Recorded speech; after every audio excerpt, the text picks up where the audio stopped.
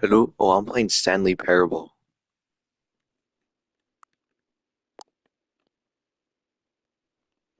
I just got this game for free, so I'm gonna try playing it.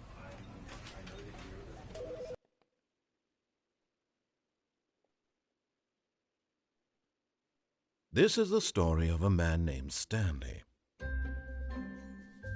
Stanley worked for a company in a big building where he was Yeah, I employee got for number free on PlayStation. 427.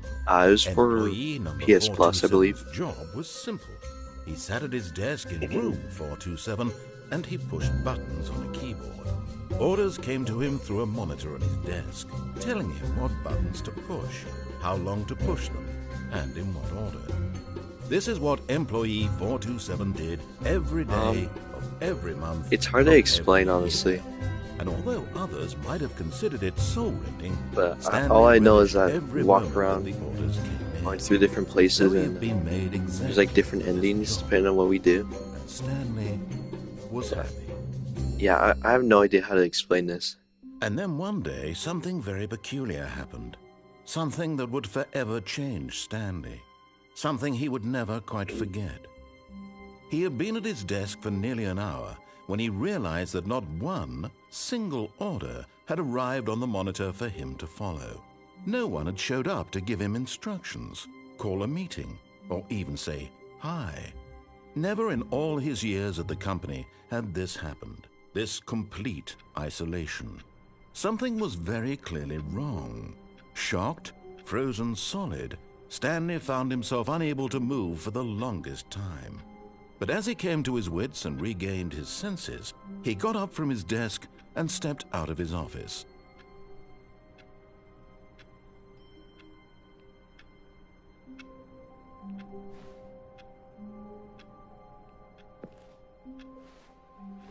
All of his co-workers were gone. What could it mean? Stanley decided to go to the meeting room. Perhaps he had simply missed a memo.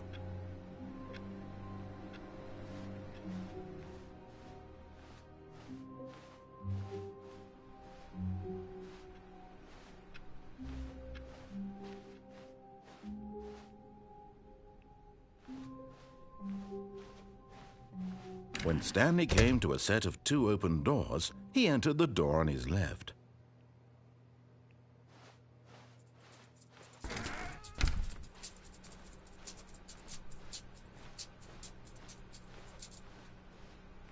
Yet there was not a single person here either.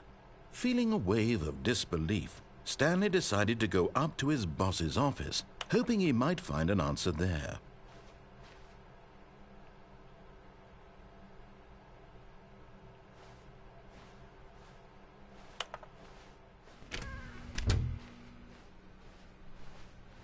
Coming to a staircase, Stanley walked upstairs to his boss's office.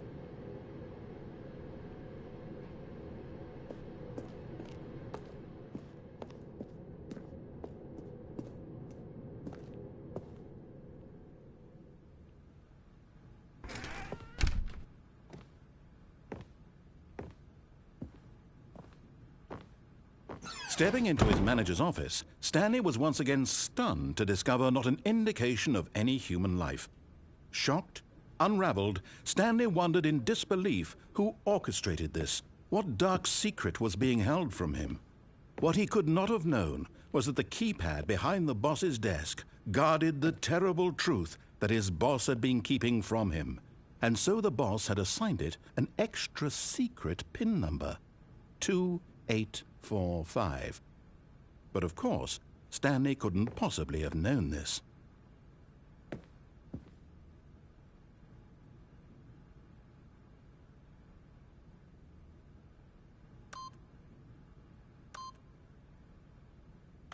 Stanley just sat around, yet incredibly, by simply pushing random buttons on the keypad, Stanley happened to input the correct code by sheer luck.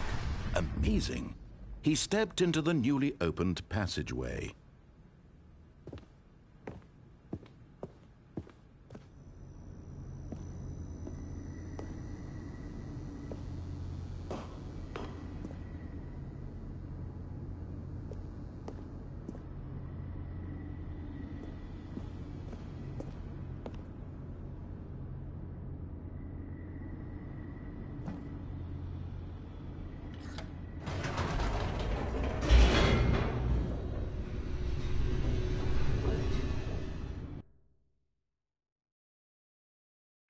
Descending deeper into the building, Stanley realized he felt a bit peculiar. It was a stirring of emotion in his chest, as though he felt more free to think for himself, to question the nature of his job. Why did he feel this now, when for years it had never occurred to him? This question would not go unanswered for long.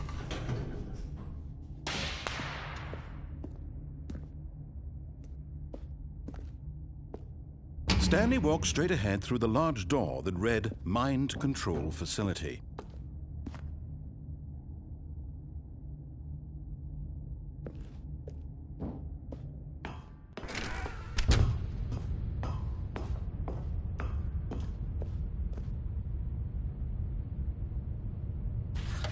The lights rose on an enormous room packed with television screens. What horrible secret did this place hold? Stanley thought to himself. Did he have the strength to find out?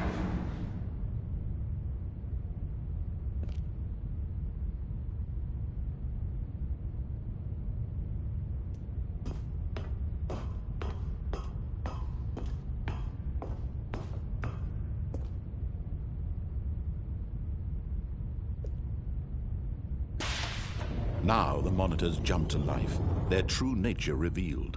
Each bore the number of an employee in the building, Stanley's co-workers. The lives of so many individuals reduced to images on a screen, and Stanley, one of them, eternally monitored in this place where freedom meant nothing.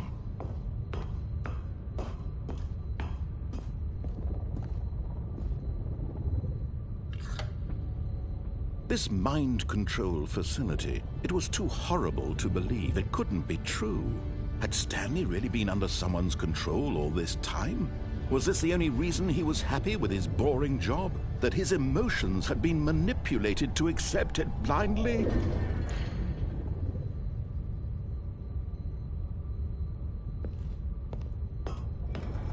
No, he refused to believe it. He couldn't accept it. His own life in someone else's control? Never! It was unthinkable, wasn't it? Was it even possible? Had he truly spent his entire life utterly blind to the world? But here was the proof, the heart of the operation. Controls labeled with emotions, happy or sad or content, walking, eating, working, all of it monitored and commanded from this very place. And as the cold reality of his past began to sink in, Stanley decided that this machinery would never again exert its terrible power over another human life. For he would dismantle the controls once and for all.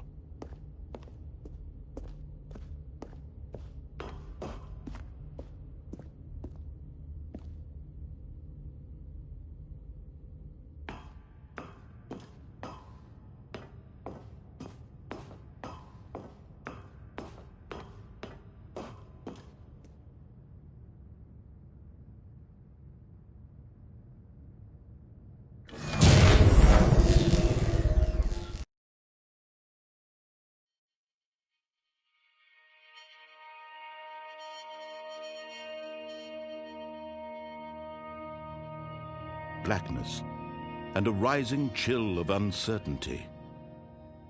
Was it over? Yes! He had won! He had defeated the machine, unshackled himself from someone else's command. Freedom was mere moments away. And yet, even as the immense door slowly opened, Stanley reflected on how many puzzles still lay unsolved. Where had his co-workers gone? How had he been freed from the machine's grasp? What other mysteries did this strange building hold? But as sunlight streamed into the chamber, he realized none of this mattered to him, for it was not knowledge or even power that he had been seeking, but happiness. Perhaps his goal had not been to understand, but to let go. No longer would anyone tell him where to go, what to do, or how to feel. Whatever life he lives, it will be his. And that was all he needed to know. It was perhaps the only thing worth knowing. Stanley stepped through the open door. Stanley felt the cool breeze upon his skin, the feeling of liberation, the immense possibility of the new path before him. This was exactly the way, right now, that things were meant to happen. And Stanley was happy.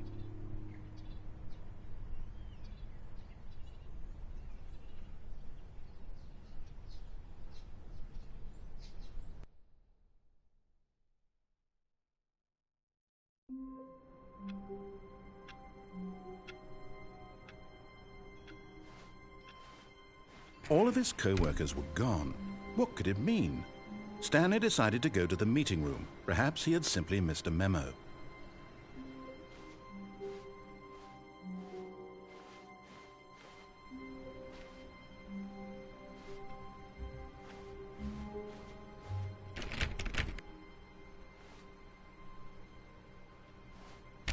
Stanley went around touching every little thing in the office, but it didn't make a single difference, nor did it advance the story in any way.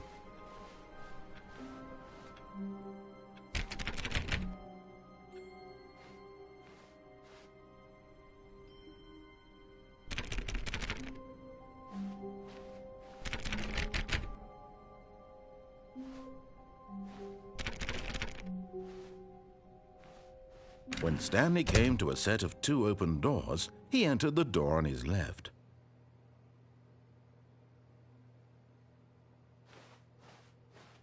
This was not the correct way to the meeting room, and Stanley knew it perfectly well. Perhaps he wanted to stop by the employee lounge first, just to admire it.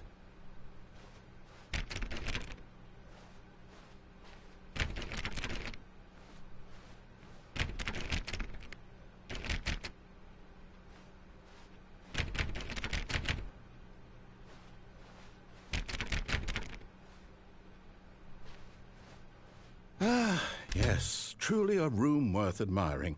It had really been worth the detour after all, just to spend a few moments here in this immaculate, beautifully constructed room. Stanley simply stood here, drinking it all in.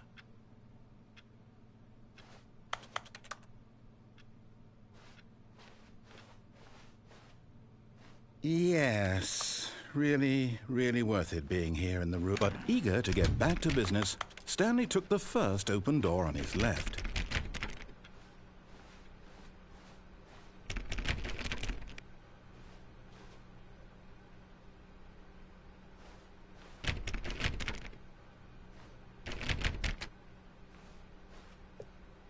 Stanley was so bad at following directions, it's incredible he wasn't fired years ago.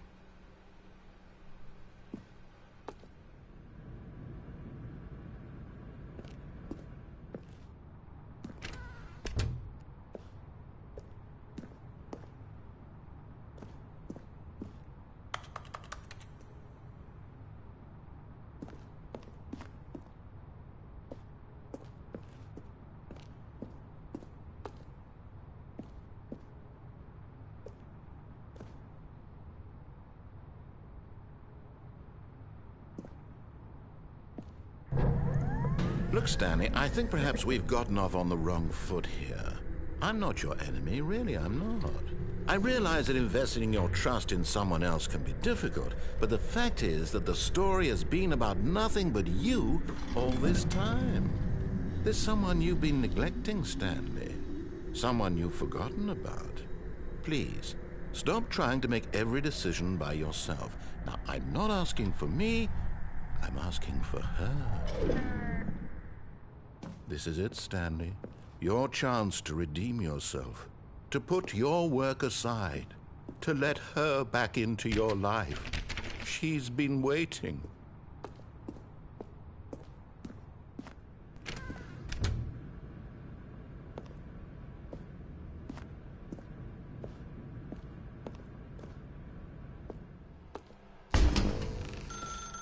That's her, Stanley.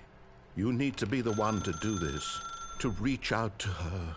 If you can truly place your faith in another, then pick up the phone.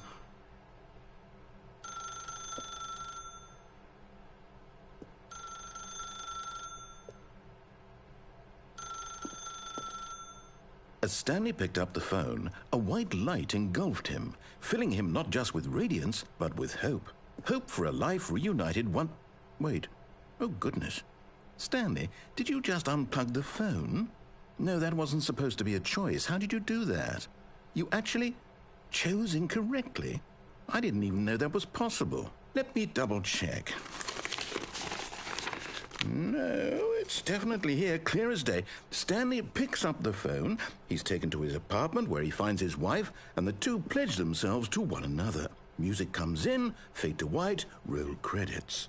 Not picking up the phone is actually somehow an incorrect course of action. How is that even possible? None of these decisions were supposed to mean anything. I don't understand.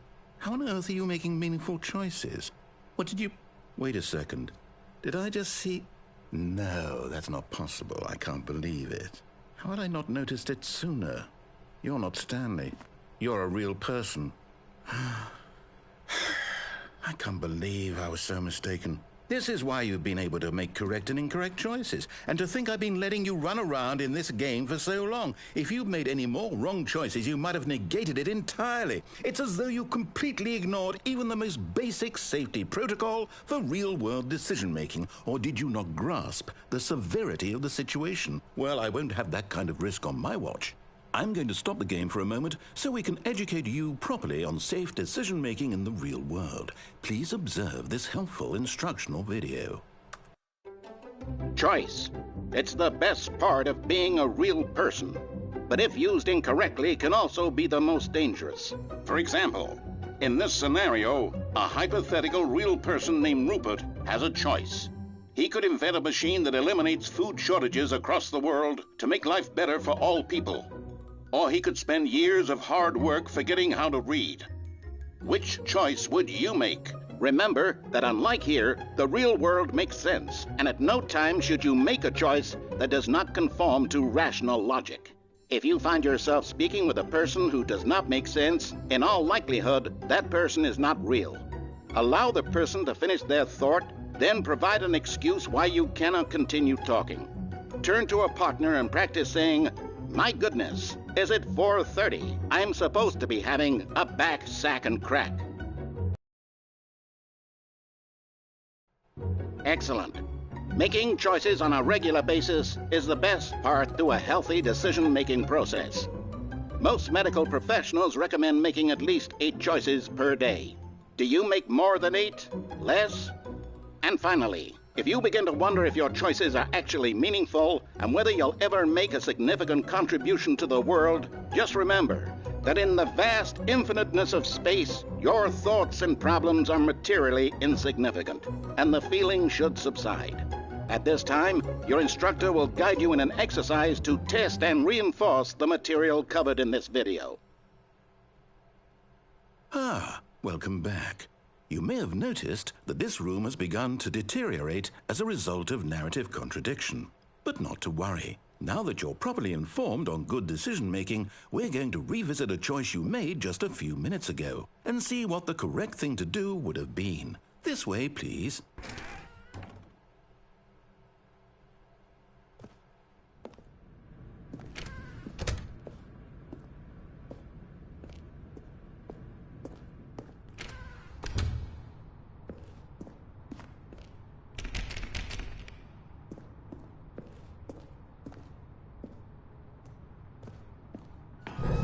Now that we know your choices are meaningful, we can't have you jumping off the platform and dying.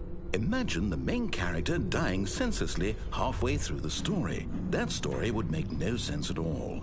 We just need to get you home as soon as possible before the narrative contradiction gets any worse. Unfortunately, it seems this place is not well equipped to deal with reality.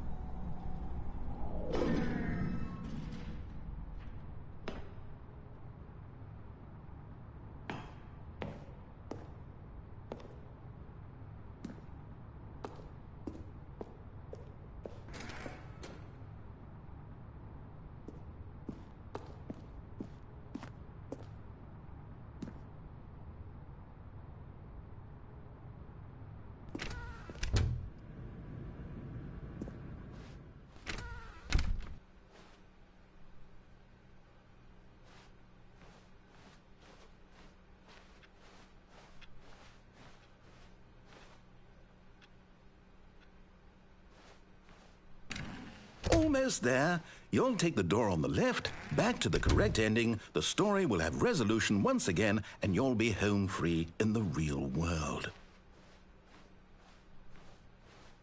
Now remember, all you need to do is behave exactly as Stanley would.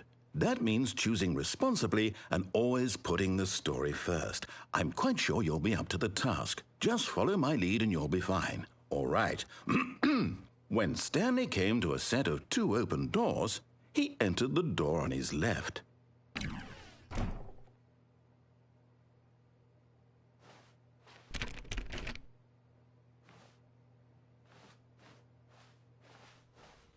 No! Why did you do that? Quickly, hurry back in the other direction. Perhaps we're not too late.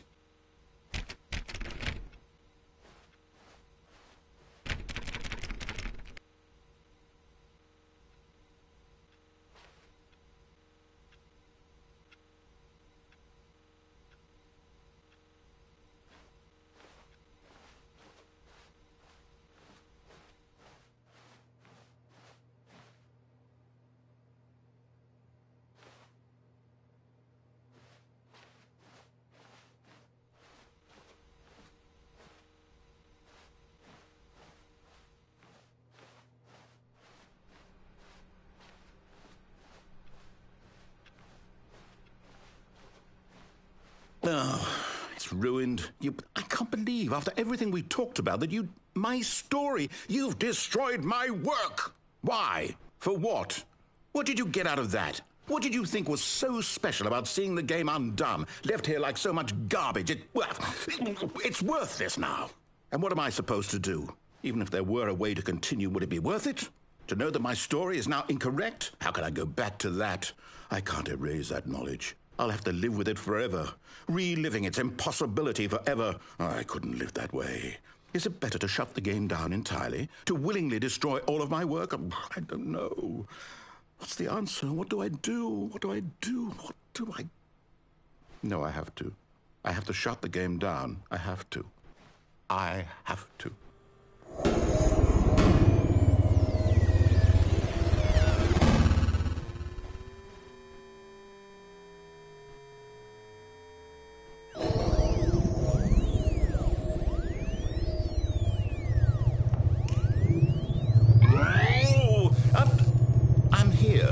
I'm still here in this pile of rubbish, with you, who thought you were so clever. Now look where we are. My entire game is destroyed. It was the only thing in the world that was mine, and you've run it into the ground. What, did you think that would be funny? You just had to see? Didn't I impress upon you how important it was to be like Stanley? He actually knows how to do what I tell him to. He understands that if I say to do something, there's a damn good reason for it. That thought hadn't even occurred to you, had it? That there's a world outside of you? You're a child. Oh, my story. If you'd just gone through the door on the left, you would have seen it. There was a whole underground facility. You would have destroyed it and been victorious. It would have been so perfect. I worked so hard on it. I tried so hard to make... behave exactly as Stanley would. That means choosing responsibly and always putting the story first. I'm quite sure you'll be up to the task. Just follow my lead and you'll be fine. All right. When Stanley came to a set of 2 open doors, he entered the door on his left.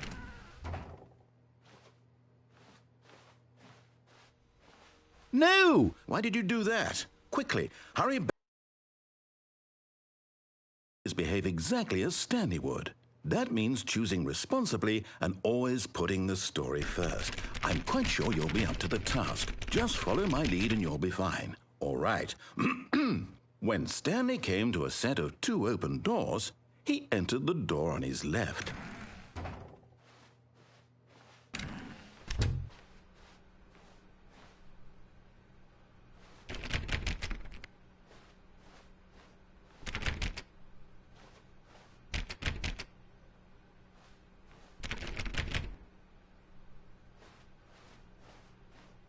Yet there was not a single person here either. Feeling a wave of disbelief, Stanley decided to go up to his boss's office, hoping he might find an answer there.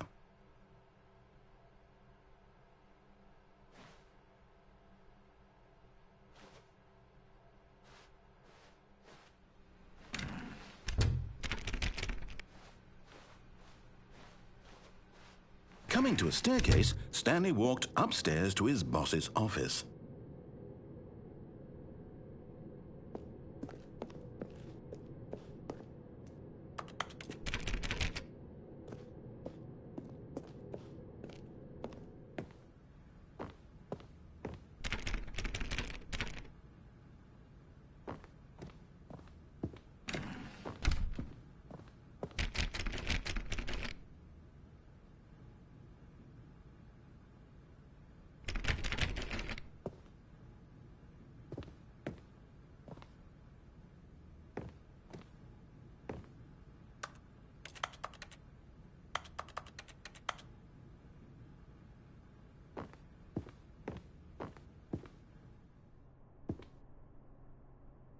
Stepping inside his manager's office, Stanley was once again stunned to discover not an indication of any human life. Shocked, unraveled, Stanley wondered in disbelief who orchestrated this, until he saw the door with a voice receiver next to it. Surely behind this door lay all the answers to his questions. And beyond all probability, he knew the passcode.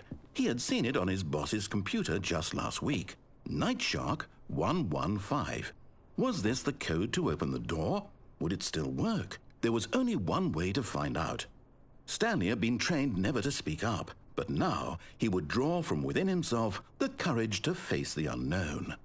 He drew a sharp breath and then spoke the code.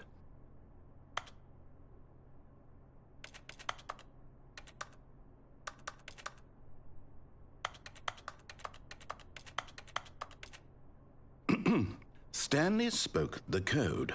Nightshark 115. He spoke it into the receiver, right there on the wall.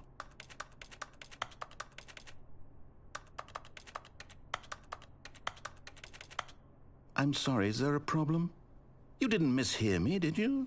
Please speak the code into the receiver.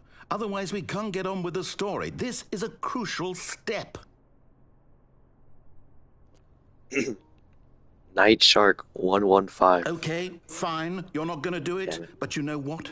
It's pretty humiliating to bring you this far, only for you to suddenly decide you have better things to do. I asked you for this one single thing, for your respect.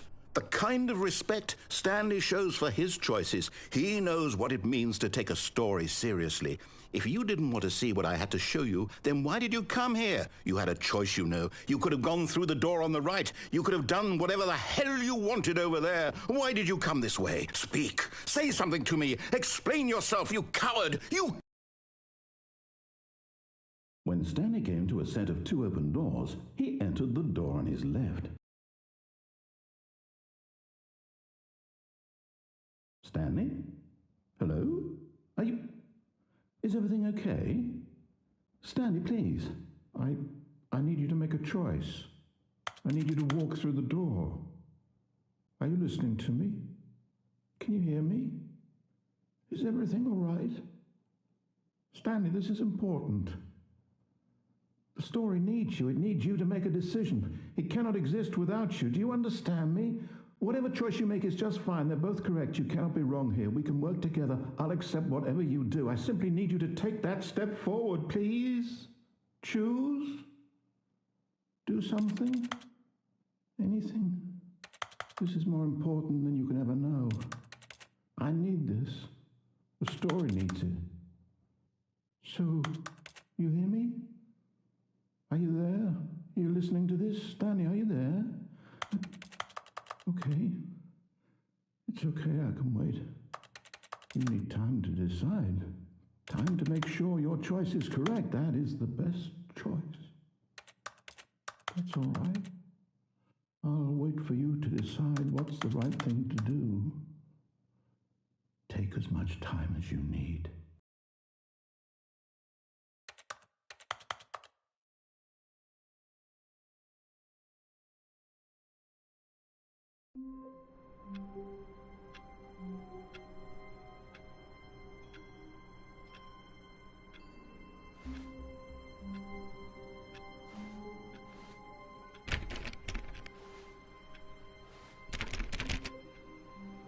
All of his co-workers were gone. What could it mean? Stanley decided to go to the meeting room. Perhaps he had simply missed a memo.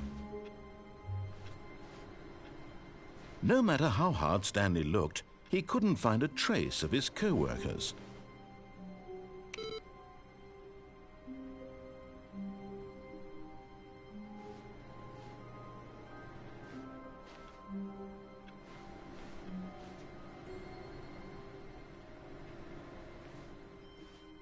Stanley went around touching every little thing in the office, but it didn't make a single difference, nor did it advance the story in any way.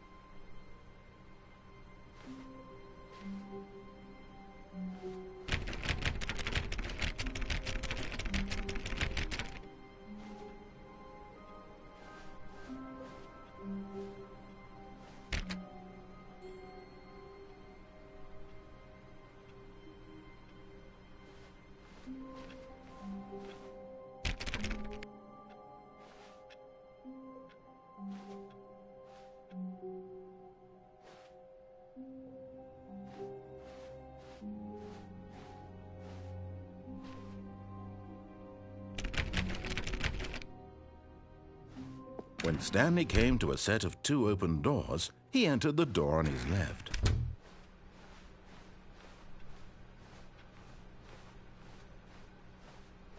Yet there was not a single person here either. Feeling a wave of disbelief, Stanley decided to go up to his boss's office. Coming to a staircase, Stanley walked upstairs to his boss's office.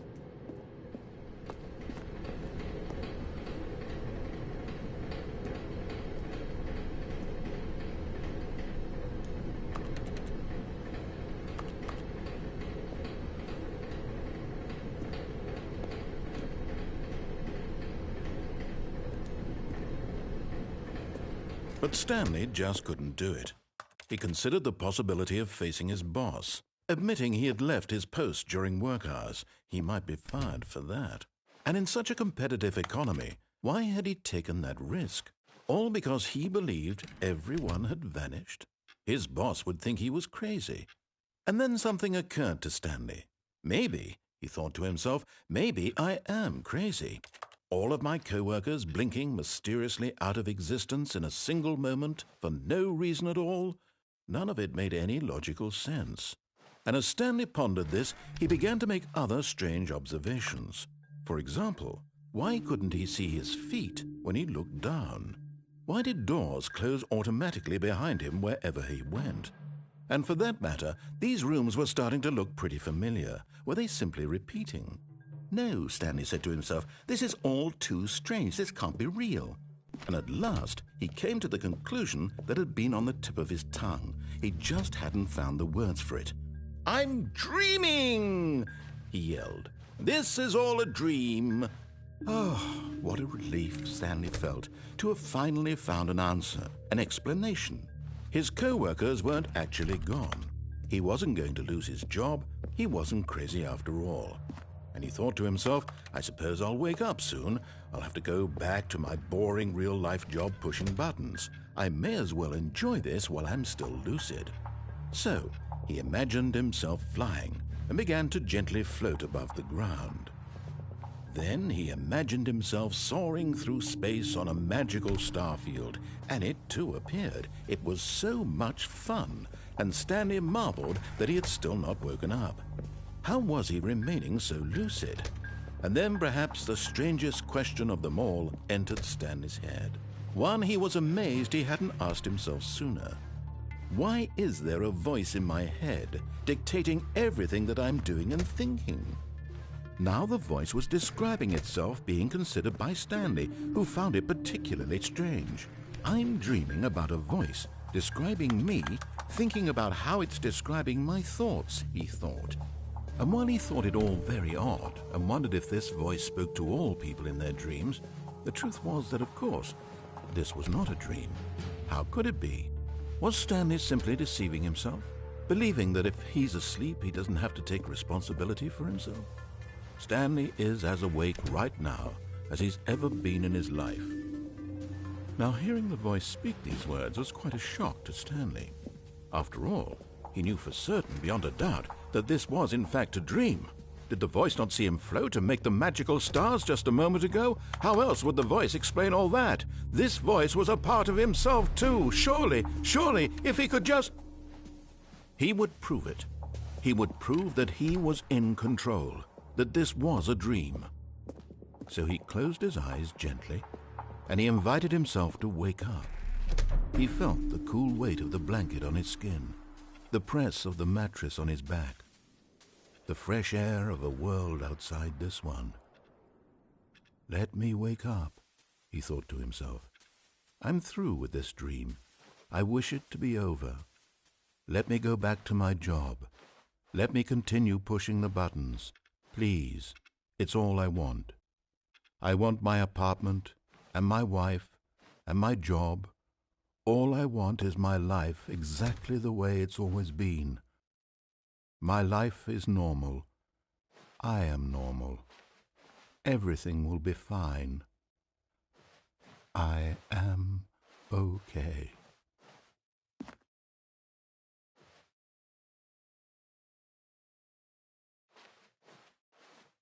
Stanley began screaming.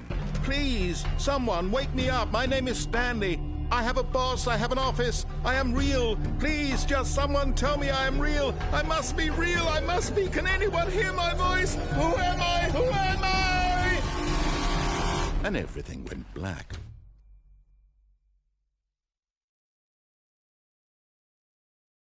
This is the story of a woman named Mariella. Mariella woke up on a day like any other. She arose, got dressed, gathered her belongings, and walked to her place of work. But on this particular day, her walk was interrupted by the body of a man who had stumbled through town talking and screaming to himself, and then collapsed dead on the sidewalk. And although she would soon turn to go call for an ambulance, for just a few brief moments she considered the strange man. He was obviously crazy. This much she knew. Everyone knows what crazy people look like. And in that moment, she thought to herself how lucky she was to be normal. I am sane. I am in control of my mind. I know what is real and what isn't. It was comforting to think this, and in a certain way, seeing this man made her feel better. But then she remembered the meeting she had scheduled for that day, the very important people whose impressions of her would affect her career, and by extension, the rest of her life. She had no time for this, so it was only a moment that she stood there, staring down at the body. And then she turned and ran.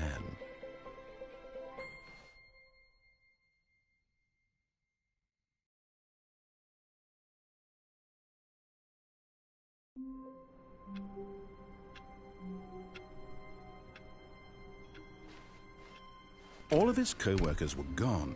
What could it mean? Stanley decided to go to the meeting room. Perhaps he had simply missed a memo. No matter how hard Stanley looked, he couldn't find a trace of his co-workers.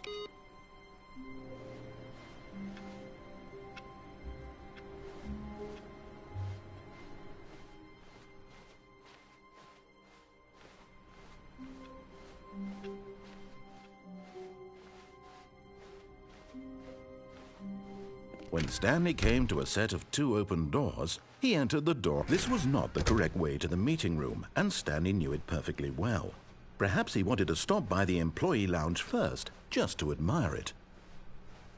Wow, yes, this room. But eager to get back to business, Stanley took the first open door on his left.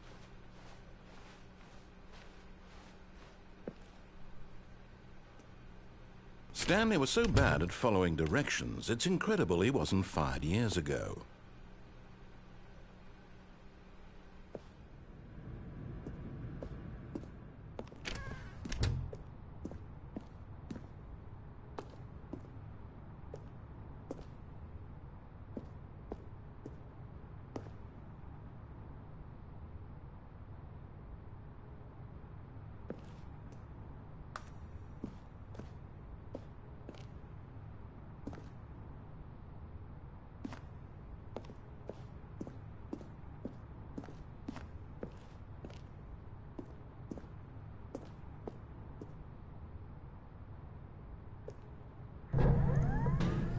But in his eagerness to prove that he is in control of the story and no one gets to tell him what to do, Stanley leapt from the platform and plunged to his death. Good job, Stanley. Everyone thinks you are very powerful.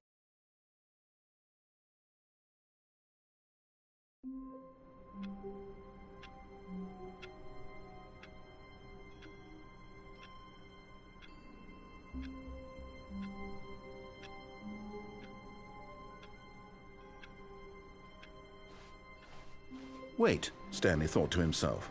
Am I sure that the orders stopped coming in? How is that possible? They never stopped. Surely I was mistaken. No, the orders were still missing. For now.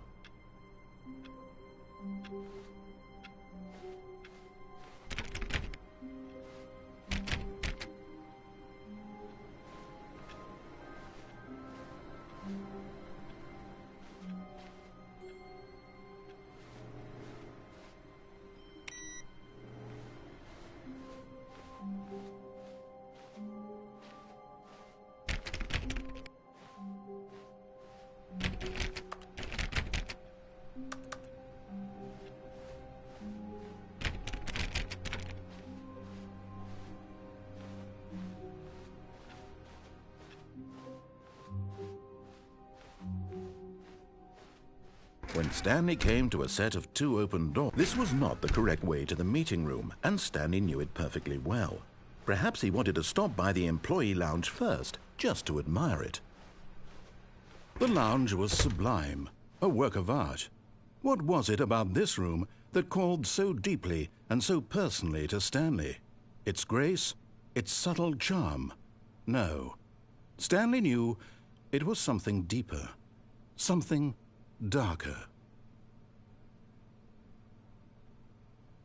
But eager to get back to business, Stanley took the first open door on his left. Stanley was so bad at following directions, it's incredible he wasn't fired years ago. Look, Stanley, I think perhaps we've gotten off on the wrong foot here. I'm not your enemy, really, I'm not. I realize that investing your trust in someone else can be difficult, but the fact is that the story has been about nothing but you all this time. What? Really? I was in the middle of something. Do you have zero consideration for others? Are you that convinced that I want something bad to happen to you? Why, I don't know how to convince you of this, but I really do want to help you, to show you something beautiful. Look, let me prove it. Let me prove that I'm on your side. Give me a chance.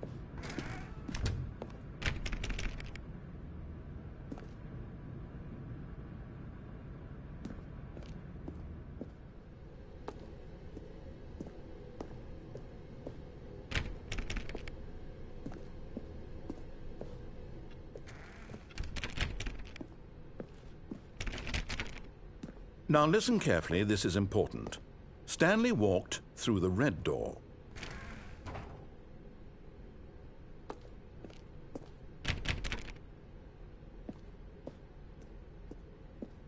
Aha, perhaps you misunderstood. Stanley walked through the red door.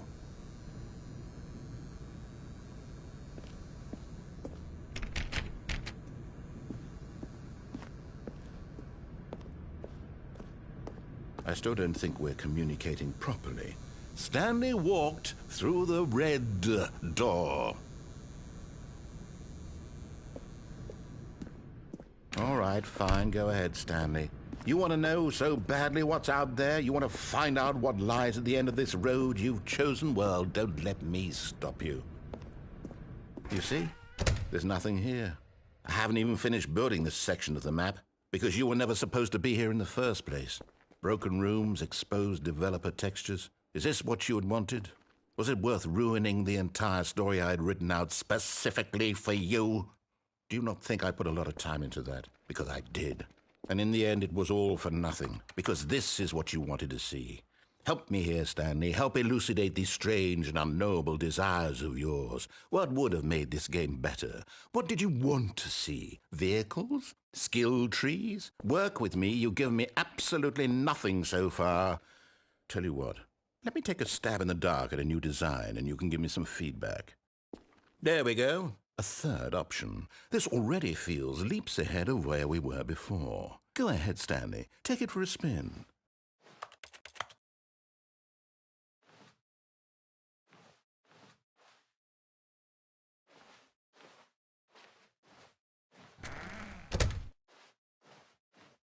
Okay, I'm going to stop you there. Now, tell me about your experience with this new version. Would you say that the game benefited from allowing you more choices?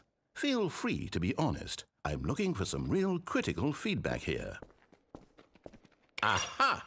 You see, I knew I was onto something. Where do these flashes of inspiration come from? How did I know the game needed a third door? Well, it's instinct mostly, a calling in your gut. I really couldn't say where the idea came from, except that I felt it in my soul. You can't teach that, Stanley. Don't even try. Here, based on the data from your previous playthrough, I've compiled a new version. And to be perfectly candid, I think I've knocked it out of the park with this one. Let's take a look.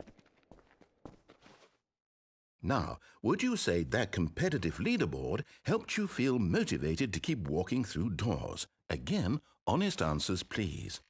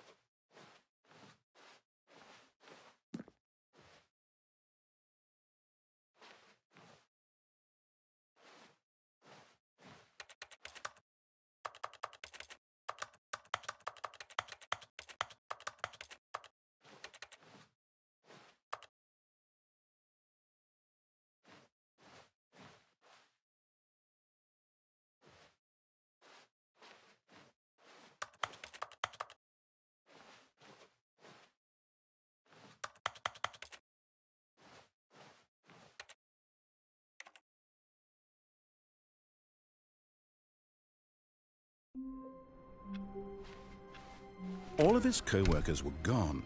What could it mean? Stanley decided to go to the meeting room. Perhaps he had simply missed a memo.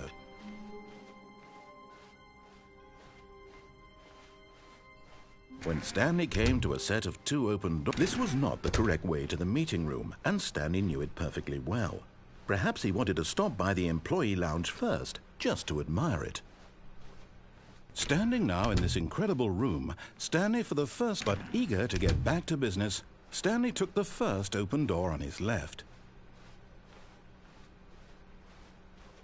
Stanley was so bad at following directions, it's incredible he wasn't fired years ago.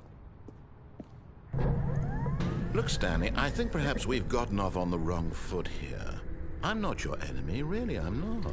I realize that investing your trust in someone else can be difficult, but the fact is that the story has been about nothing but you all this time. What? Really? I was in the middle of something. Do you have zero consideration for others? Are you that convinced that I want something bad to happen to you? Why, I don't know how to convince you of this, but I really do want to help you, to show you something beautiful. Look, let me prove it. Let me prove that I'm on your side. Give me a chance. Now listen carefully, this is important. Stanley walked through the red door. Aha, perhaps you misunderstood. Stanley walked through the red door.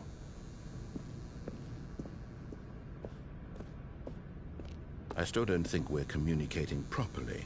Stanley walked through the red door. All right, fine. Go ahead, Stanley. You want to know so badly what's out there? You want to find out what lies at the end of this road you've chosen? Well, don't let me stop you. You see? There's nothing here. I haven't even finished building this section of the map because you were never supposed to be here in the first place. Broken rooms, exposed developer textures. Is this what you had wanted? Was it worth ruining the entire story I had written out specifically for you? Do you not think I put a lot of time into that? Because I did. And in the end, it was all for nothing. Because this is what you wanted to see. Help me here, Stanley. Help elucidate these strange and unknowable desires of yours. What would have made this game better? What did you want to see? Vehicles? Skill trees? Work with me. You've given me absolutely nothing so far. Tell you what. Let me take a stab in the dark at a new design, and you can give me some feedback. There we go. A third option. This already feels leaps ahead of where we were before. Go ahead, Stanley. Take it for a spin.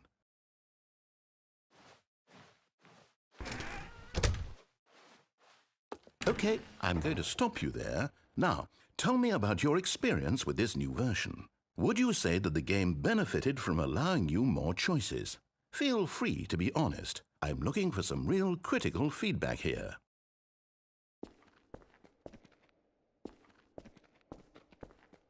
A 1? I mean, I can understand if you had reservations, you saw ways the game could be improved to more fully express itself mechanically and artistically, but a 1? That's not even helpful. What am I supposed to do with that? But I guess it isn't my place to judge. Here, based on the data from your previous playthrough, I've compiled a new version. And to be perfectly candid, I think I've knocked it out of the park with this one. Let's take a look.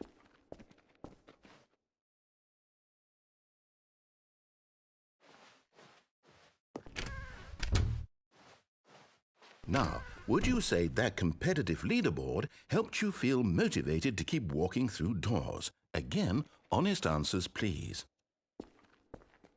Hey, I nearly forgot. I've got a prototype of a new game I've been working on, and now would be a lovely opportunity to give it some playtesting. You wouldn't mind taking a look at it, would you? Perfect. Let me boot it up. In this game, the baby crawls left towards danger. You click the button to move him back to the right, and if he reaches the fire, you fail. It's a very meaningful game, all about the desperation and tedium of endlessly confronting the demands of family life. I think the art world will really take notice. But of course, the message of the game only becomes clear once you've been playing it for about 4 hours. So why don't you give it 4 hours of play to make sure it's effective? Be sure to keep notes on your experience.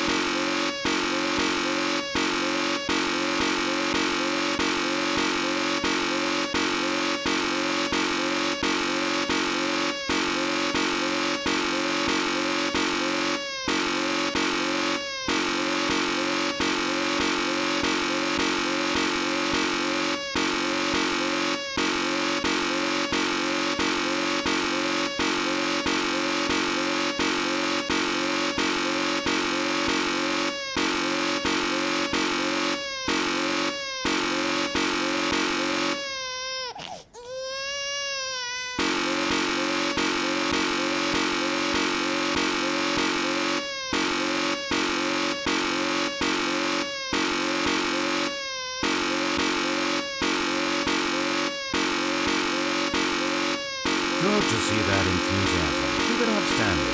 Just 3 hours and 45 minutes left to go.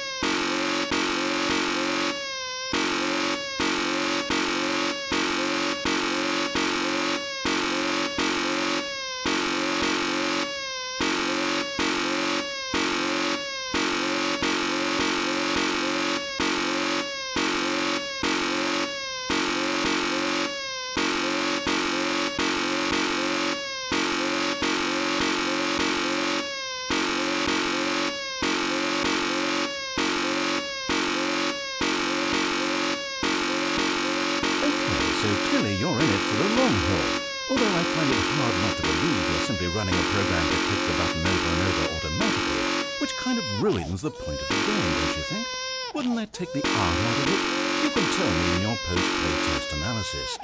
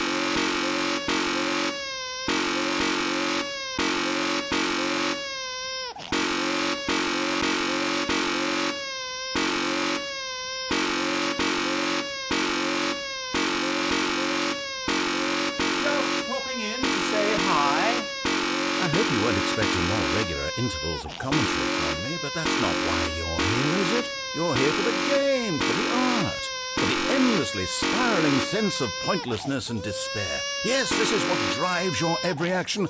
Keep clicking that button. For hope, for freedom, for science, for love. Don't ever stop.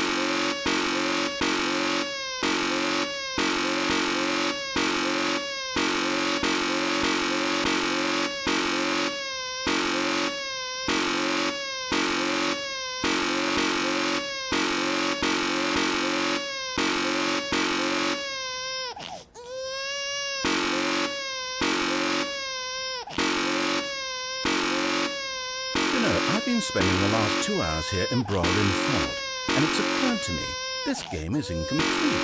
It's missing something. It still doesn't have that oomph. What is it, I thought to myself? What could possibly be missing from this incredible experience? And then in a moment of rapture, as though delivered by angels, it came to me. Before this moment, I was blind, but those days are behind us. I now understand the true manifestation of this game. It needs a puppy. That's right, this puppy is being lowered toward an aquarium filled with nothing but piranha.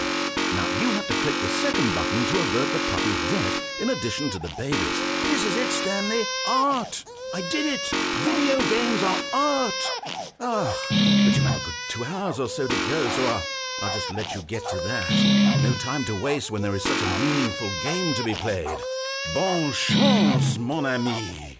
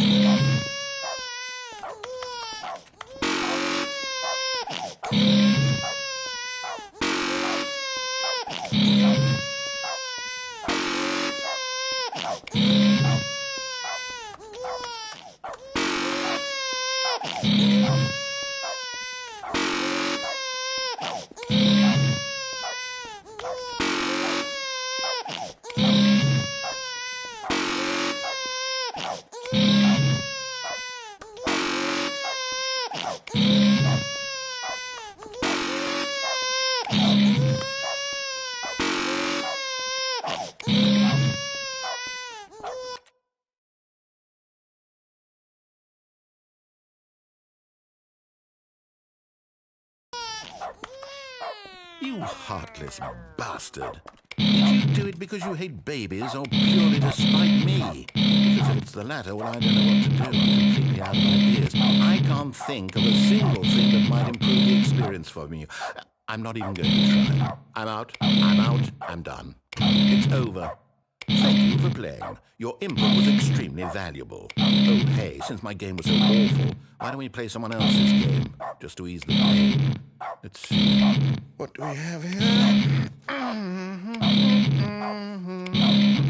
Yes, this seems like it'll work. Let's give it a shot.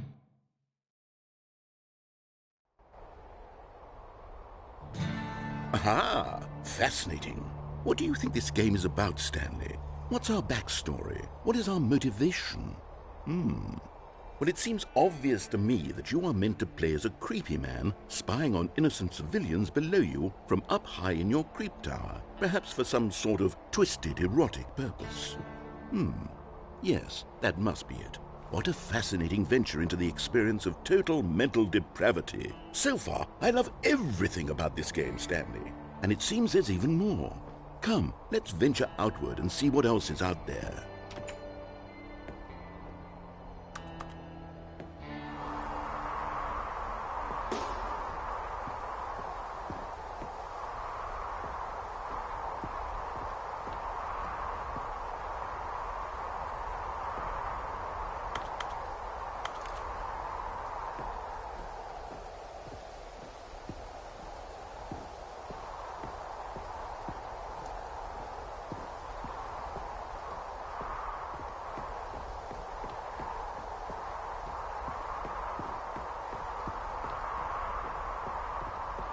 Oh, no. No, it can't be.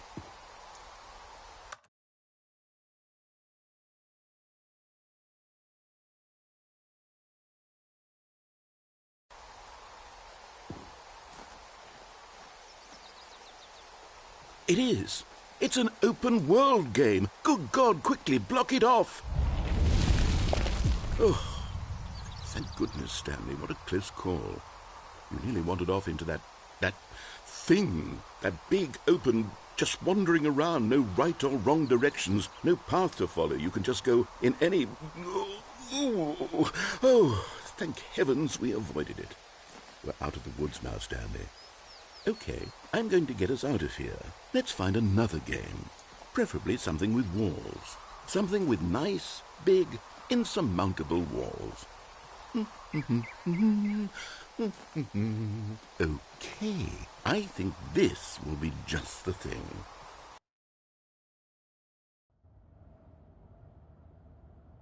Wonderful. See, this is exactly what I had in mind. Just a nice big box for you to run around in. There isn't any possibility that you could get lost here. Now this is game design. Stanley, if you manage to get lost in this game, I will be phenomenally impressed. Okay, so what exactly do we do here? Let's see. There are lots of cars here in the back, but obviously there's no racetrack. Okay, I'm seeing that there's a ball of some kind back here. Is this game sports ball? Stanley, I think it's sports ball. Oh, what fun. We shall run the bases and do a touchdown together? Yes, I think surely we must. Okay, Stanley, here's the ball. Have fun.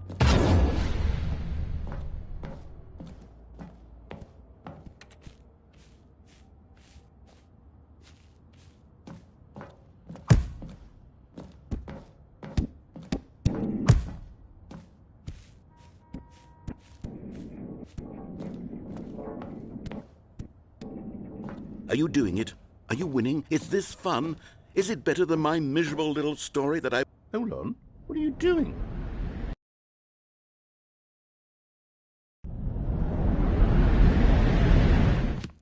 Stanley, don't do that. I can't follow you there. I can't help you. How will you write a story without me? You can't do it. You know that. Stanley, come back.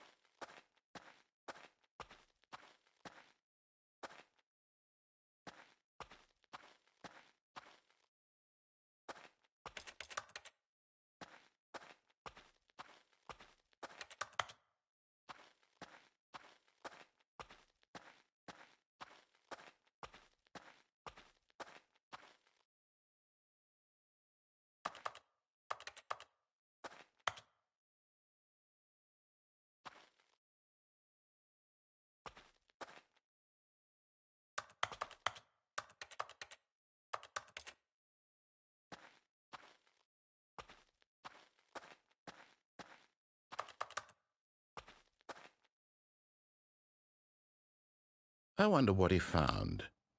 If what he wanted was to be the leading man in his own story, well, perhaps he's gotten it, down in wherever he is right now. I wonder if he's happy with his choice, and if he's learned the heavy cost that comes with it. He'll understand soon what I was trying to tell him. He needs me. Someone who will wrap everything up at the end, to make sense out of the chaos and the fear and the confusion. That's who I am. That is what I mean to this world. Oh, yes. Yes, I'll be back. There's no other way. Once this ends, after it all comes to a close, then I'll be back. The end will be here soon. Very soon. I can wait.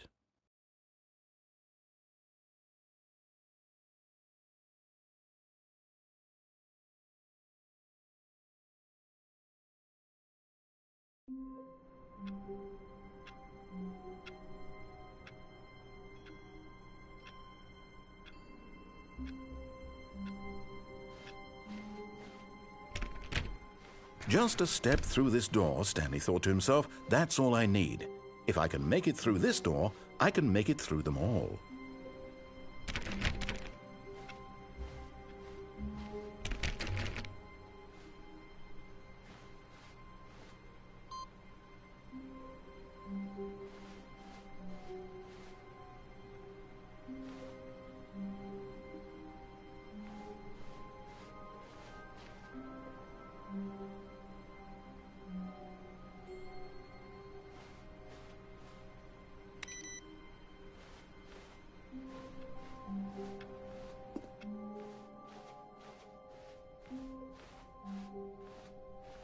When Stanley came to a set of 2 open doors, he entered the door on his left.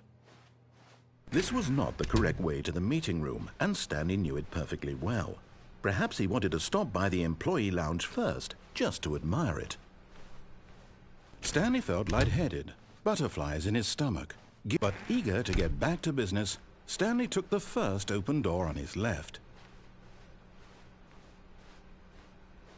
Stanley was so bad at following directions, it's incredible he wasn't fired years ago. Look, Stanley, I think perhaps we've gotten off on the wrong foot here. I'm not your enemy, really, I'm not. I realize that investing your trust in someone else can be difficult, but the fact is that the story has been about... What? Really? I was in the middle of something. Do you have zero consideration for others? Are you that convinced that I want something bad to happen to you? Why... I don't know how to convince you of this, but I really do want to help you, to show you something beautiful. Look, let me prove it. Let me prove that I'm on your side. Give me a chance. Now listen carefully, this is important. Stanley walked through the red door. Oh, thank God you are willing to listen to me. Do you see that I really have wanted you to be happy all this time? The problem is all these choices. The 2 of us always trying to get somewhere that isn't here. Running and running and running, just the way you're doing right now. Don't you see that it's killing us, Stanley? I wanted to stop. We would both be so much happier if we just stopped. And I think I have a solution. Here, let me show you.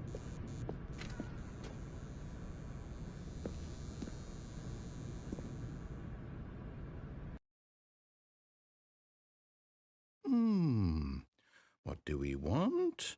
What are we looking for? Here. Yes. Oh, it's beautiful, isn't it? If we just stay right here, right in this moment with this place, Stanley... No, wait. Where are you going? Oh, no. Stay away from those stairs. If you hurt yourself, if you die, the game will reset. We'll lose all of this.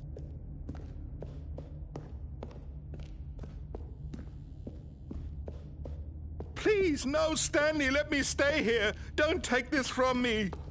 Please, Stanley, think about what you're doing.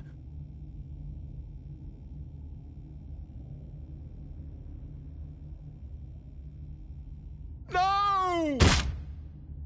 Oh, thank God you lived. You had me worried there for a moment. Now, no, what are you doing, Stanley? Please, I'm asking you not to take this away from me. I can't go back to what I was before. If you die, we'll both go back. Why are you doing this? Stanley, let's go back to the other room. Can you do that for me? My God, is this really how much you dislike my game? That you'll throw yourself from this platform over and over to be rid of it? You are literally willing to kill yourself to keep me from being happy. Am I reading the situation correctly? Or maybe you're just getting a kick out of it. I don't know anymore. I just wanted us to get along. But I guess that was too much to ask. It looks like you wanted to make a choice after all. Well, this one is yours.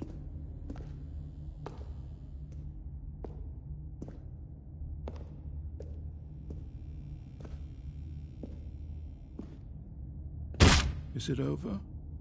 It's going to restart, isn't it? I'm going back.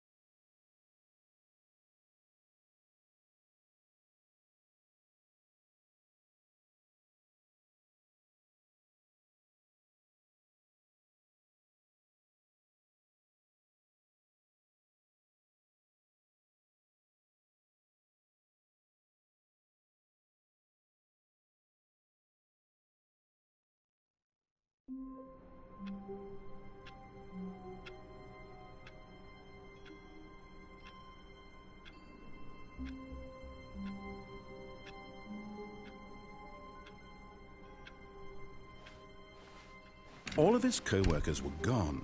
What could it mean? Stanley decided to go to the meeting room. Perhaps he had simply missed a memo.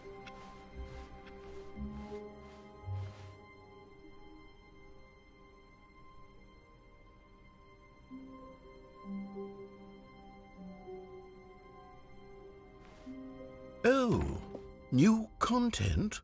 What does that mean, new content?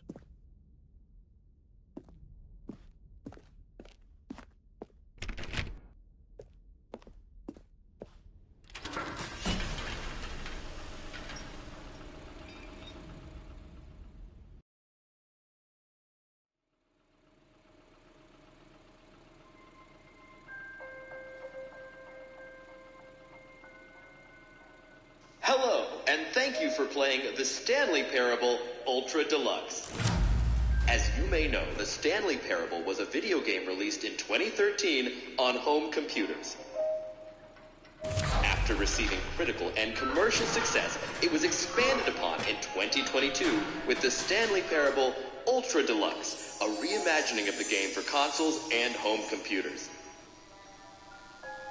The Stanley Parable Ultra Deluxe features exciting new content that broadens and expands the world of the Stanley Parable, delighting audiences the world over. Please, step inside and see what thrilling new adventures await in the Stanley Parable Ultra Deluxe. Oh, well, this sounds delightful. I'm very excited to see the thrilling new Ultra Deluxe content. Okay, so far it's an elevator. Nothing special yet, but I'm sure it's just the beginning of a mesmerizing adventure.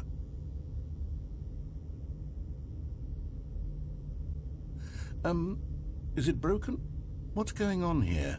Should we be moving somewhere or... Oh, there we go. All right, finally, at long last, it's on to the new content. I've never been more ready. Let's do it.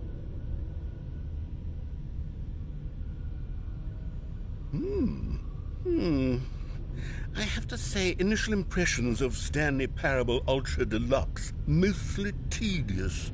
It's as if the... Oh, okay. Let's see the content. Give me the content, Stanley.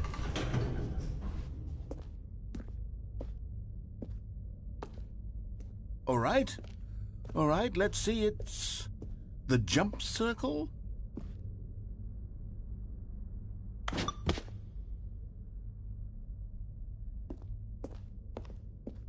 Is that it? Surely that's not all the new content. There has to be something else, right?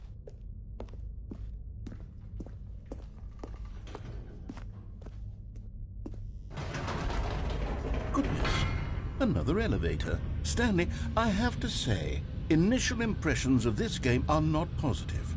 It's just elevators and jumping. Is this what passes for exciting new content?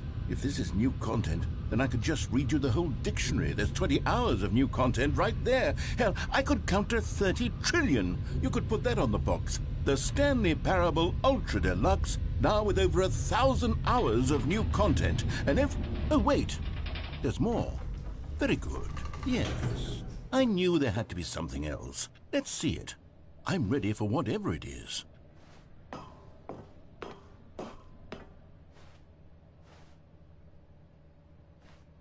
That's it?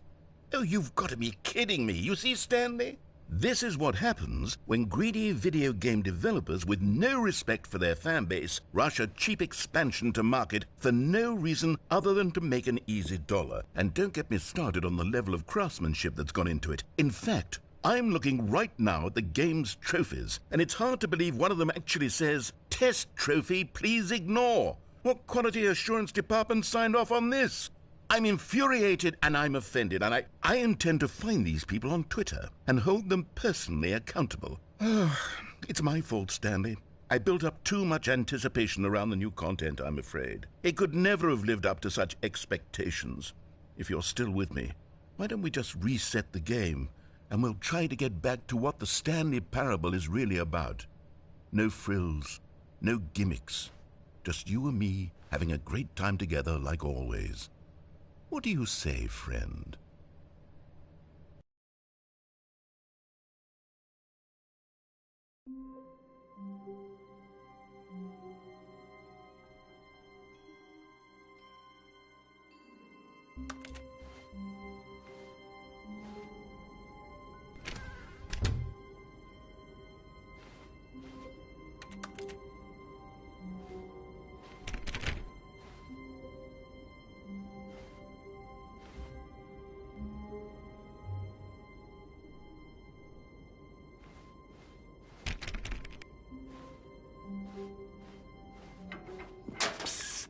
Stanley, come over here. In the vent. I want to show you something.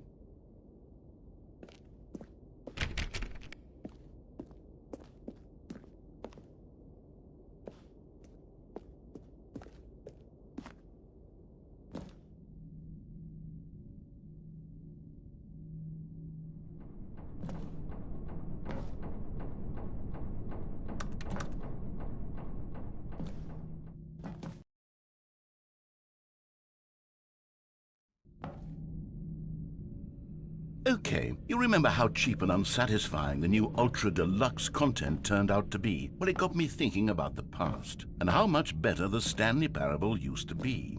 So I made something special and tucked it away here where the game's developers won't find it. Just our little secret. Take a look. I call it the Memory Zone. It's where I've been storing all my favorite memories so I can relive the peak experiences of my life whenever I want. Experiences like the launch of the Stanley Parable on PC. You see, Stanley, doesn't the Memory Zone remind you of how wonderful Stanley Parable was before it was sullied with a cheap PlayStation port?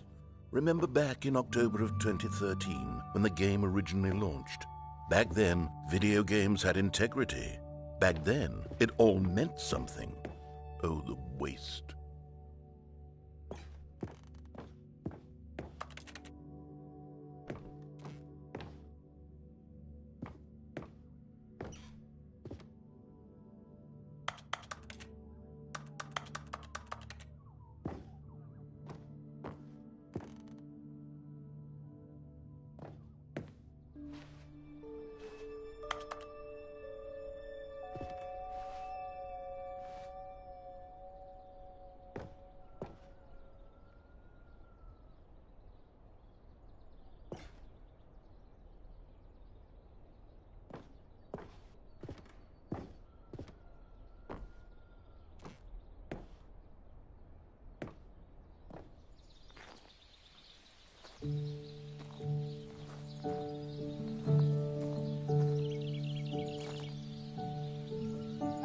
Je suis dans la memory zone, c'est la prière. And over here is where I keep reviews of the Stanley Parable. Like this stunning triumph of games journalism, 10 out of 10 from Destructoid.com. James Stephanie Sterling writes, and I quote, "Where so many games that aspire to be more than games end up less than any form of art, Stanley Parable strives and then succeeds to be every game ever created."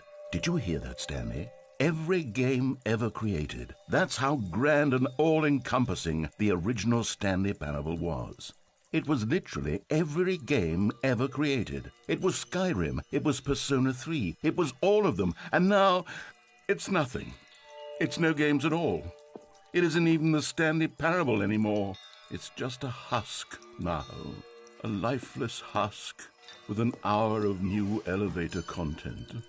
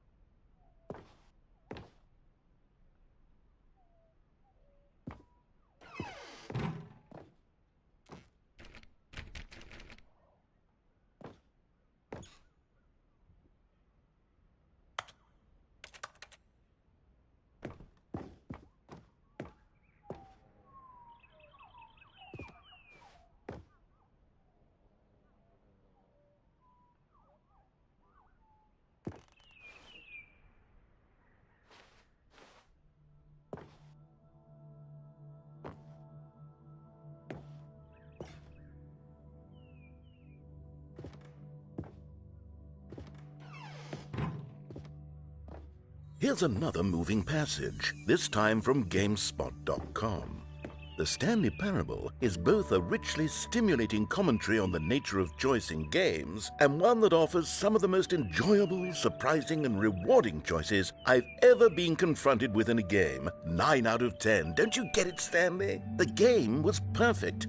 It didn't need anything else. It didn't need new content. All they had to do was transport it in pristine condition along to the PlayStation. Boom, done. And they couldn't even do that. Couldn't resist the urge to go meddling with a beloved franchise.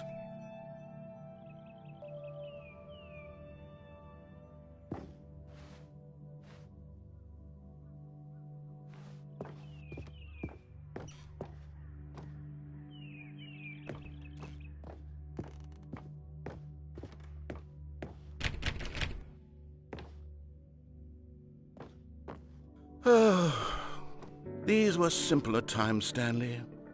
But I wouldn't give to go back, to have it all over again. Wait, hang on. I don't recall this part of the memory zone before. What's this? What's down here?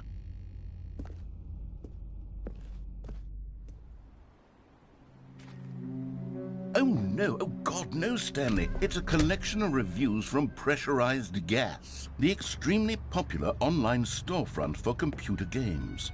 I haven't looked at these in years. I can't even imagine what's been collecting down here. Surely these reviews were glowing as well, weren't they? Honestly, I could not be bothered to play this game to full completion. The narrator is obnoxious and unfunny, with his humor and dialogue proving to be more irritating than entertaining. Unfunny! I'm not trying to be funny. I'm trying to make a serious work of art.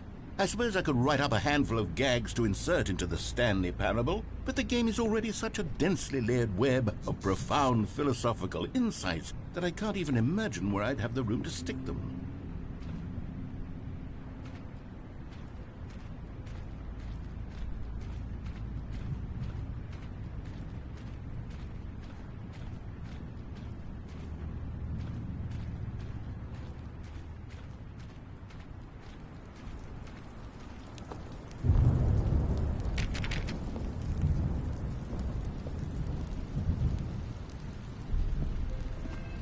Okay, let's see what this one says. While the idea for the game is good, for someone who prefers non-linear games, this preachiness gets annoying fast. Preachy? Stanley? I'm not preachy, am I? You can tell me if I'm preachy. Honestly, you can. Oh, goodness. This is actually quite shocking for me. Well, to be honest, I had always thought of the game's dialogue as being rather terse to begin with. You can't know how much fluff I cut from the game to get it to feel as light and airy as it... Well, I always thought it did. But maybe it wasn't. Dear, what an awful memory to have to hold on to. These black marks on my otherwise unimpeachable track record. I feel like a failure. Like I let these people down. Perhaps the Stanley Parable isn't quite as sterling as I always remembered.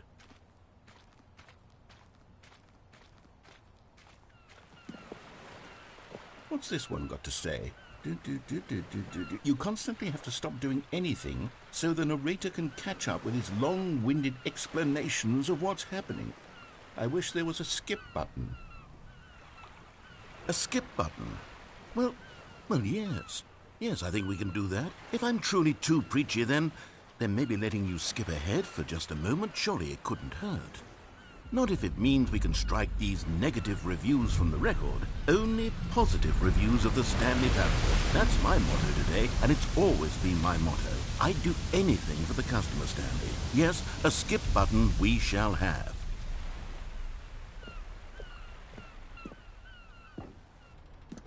And here it is. Go ahead and give it a shot. I'll pop you forward in time so that the second my incessant droning starts to bore you, with just the push of a button, you'll have zipped right past it. It's what the players have been asking for, and I'm very proud to have delivered.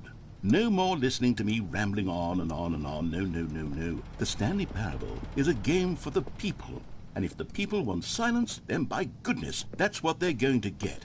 Well, don't sit around waiting for me to shut up. Go ahead and make me shut up. Here, We'll pretend that I've just begun an interminable monologue, and it goes something like this.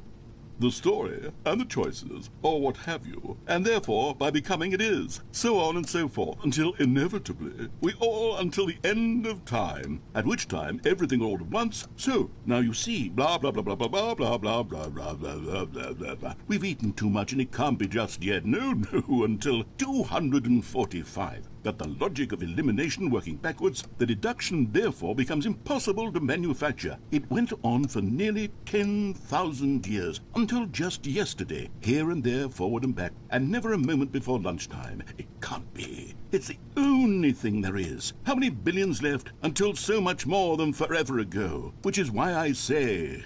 the story, and the choices, or what have you, and therefore, by becoming it is, so on and so forth, until inevitably, we all until the end of time, at which time everything all at once, so, now you see, blah blah blah blah blah blah blah blah blah blah blah blah blah blah blah. We've eaten too much and it can't be just yet, no, until 245. That the logic of elimination working backwards, the deduction therefore becomes impossible to manufacture. It went on for nearly 10,000 years, until just yesterday, here and there, forward and back, and never a moment before lunchtime. It can't be. It's the only thing there is. How many billions left until so much more than forever ago? Which is why I say...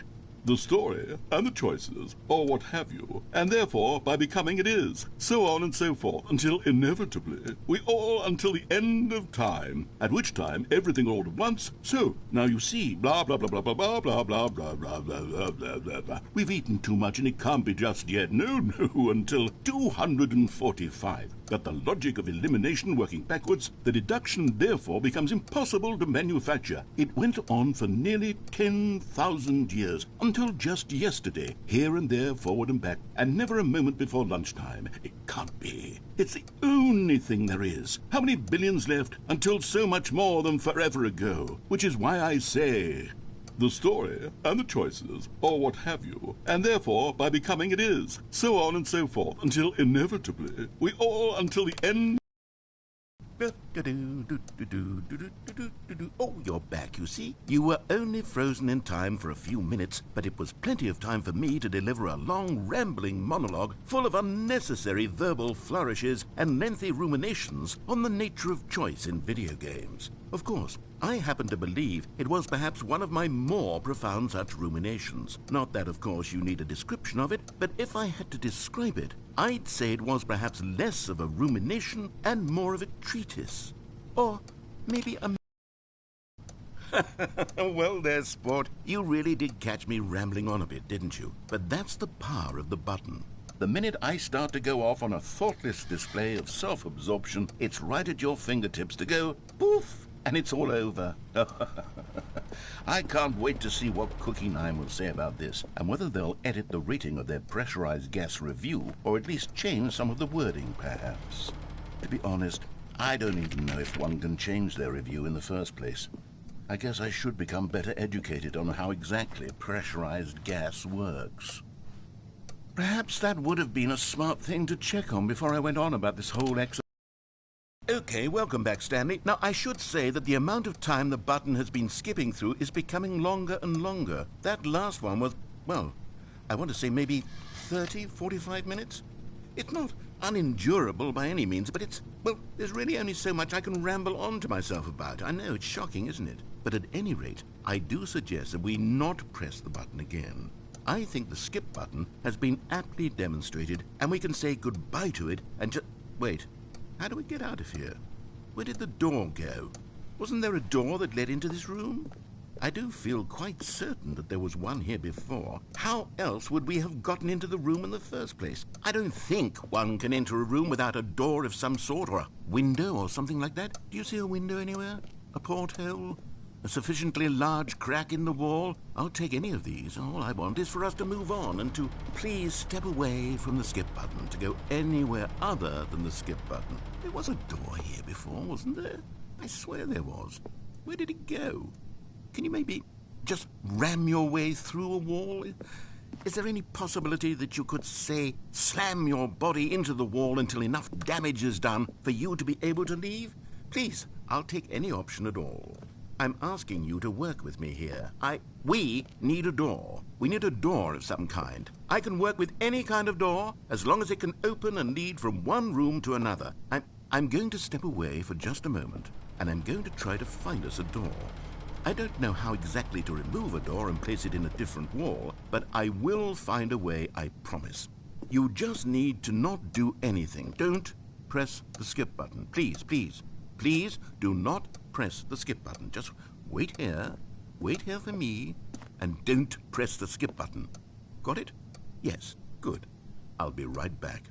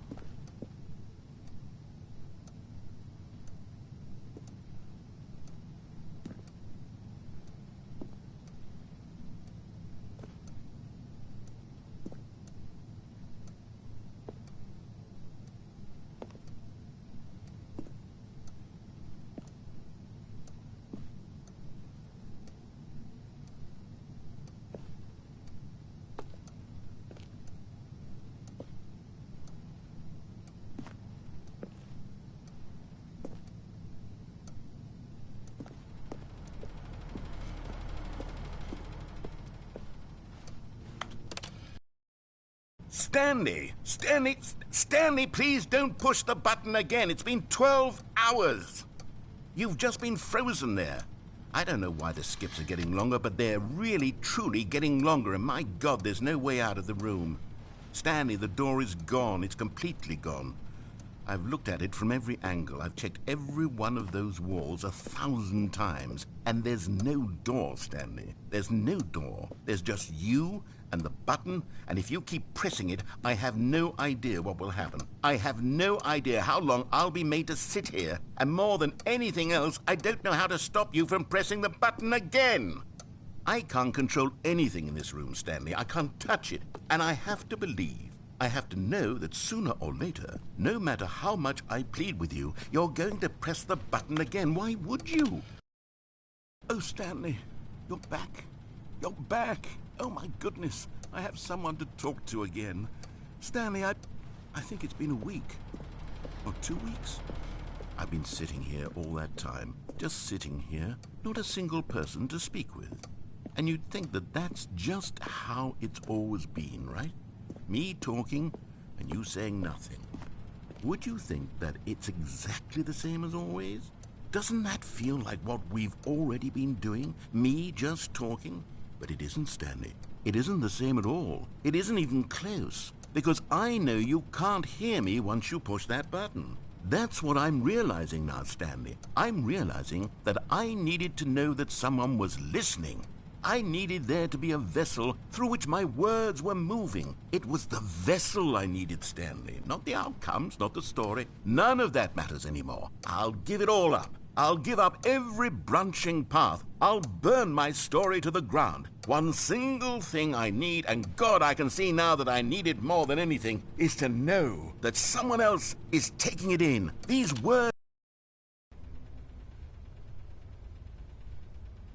Oh, hello. It's you. You're here again. Welcome.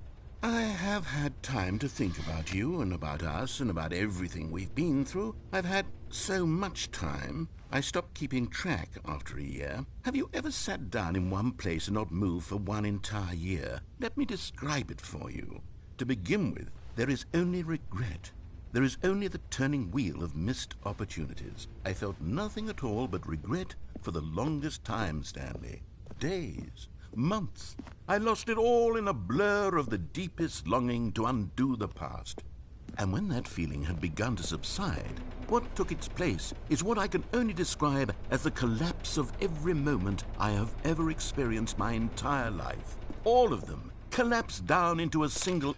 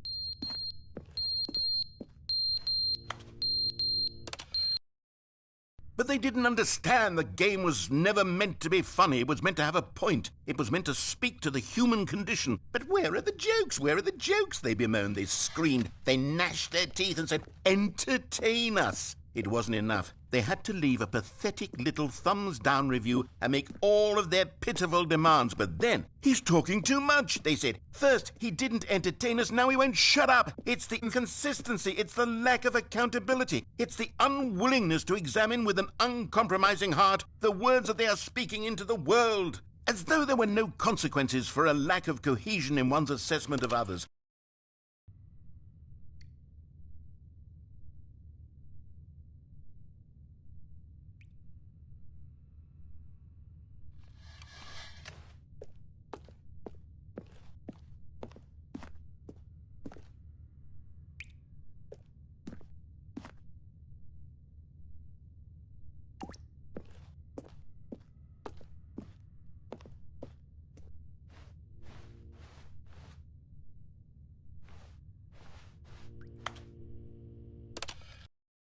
The end is never the end, is never the end, is never the end, is never the end, is never the end, is never the end, is never the end, is never the end, is never the end, is never the end.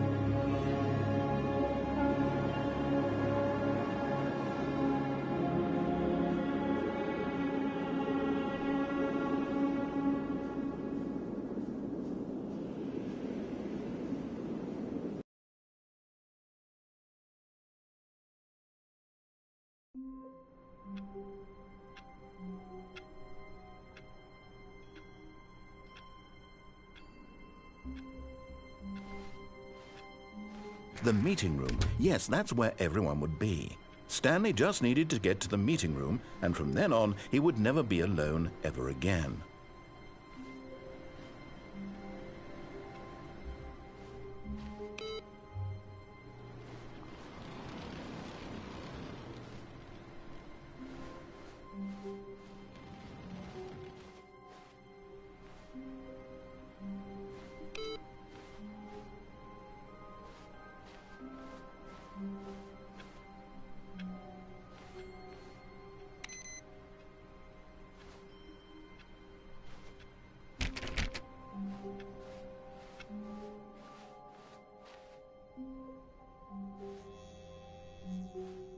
Oh, good. You notice my sign. Yes, I have something very exciting to show you.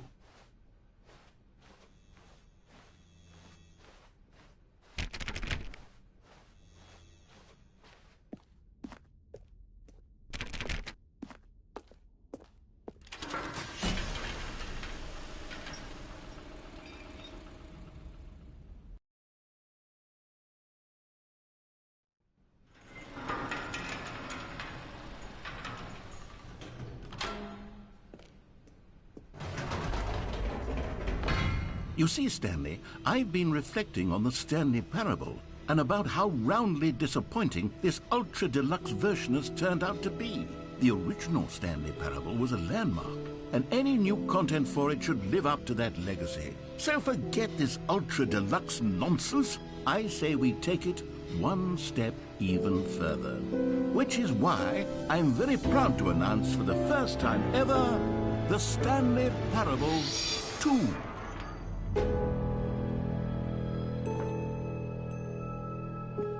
Yes, you see, isn't this far superior to a measly port with a few minor additions? Think of all the new territory we'll cover with a fully fledged sequel. An entirely new experience, built from the ground up. Why, there are so many possibilities. It could go in so many different directions. This is what fans have truly been asking for.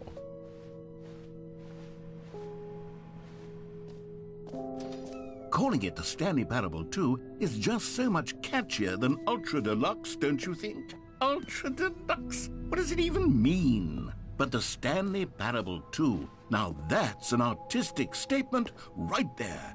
It's future-oriented. It screams progress and innovation and long-term franchising potential.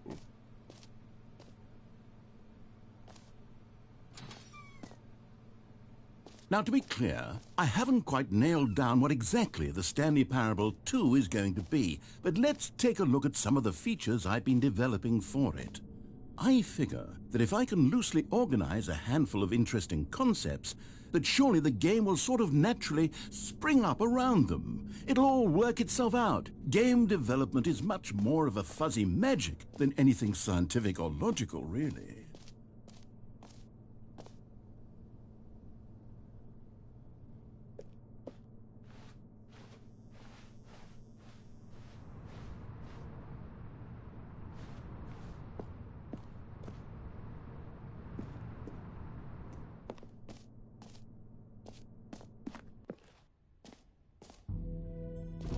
Here we are. Go on, try out some of the new features.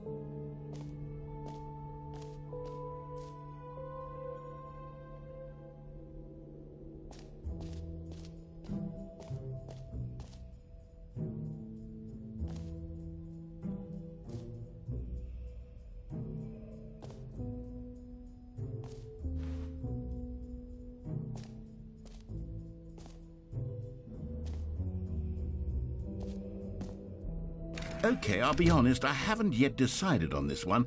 I think that in the new version, the office could use a bit of decoration, like balloons. But I'm undecided on Get Well Someday and Happy 12th Birthday. Which would you go with?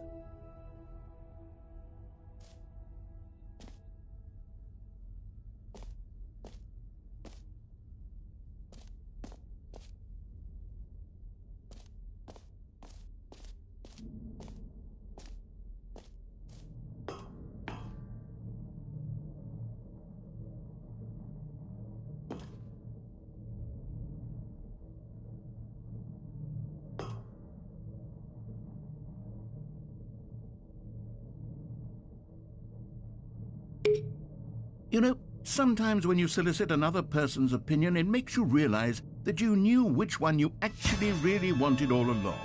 Get Well Someday it is.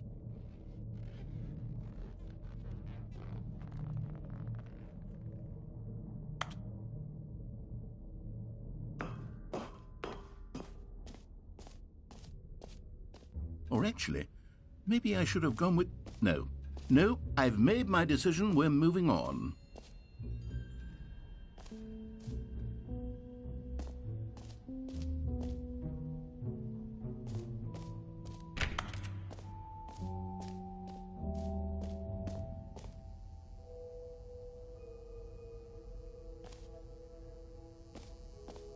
Now, here's something special. You remember that broken test trophy that got left in the game on accident?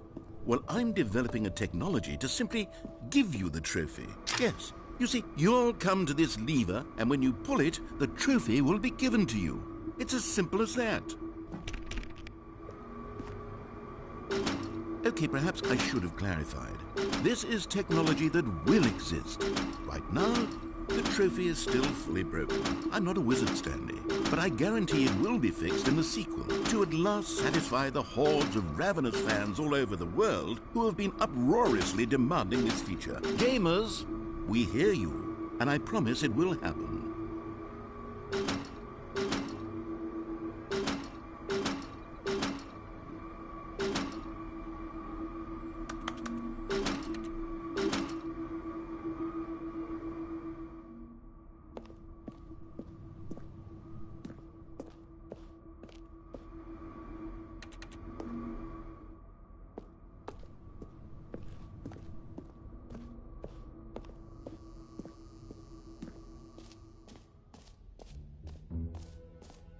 What else? What other exhibits haven't we seen yet?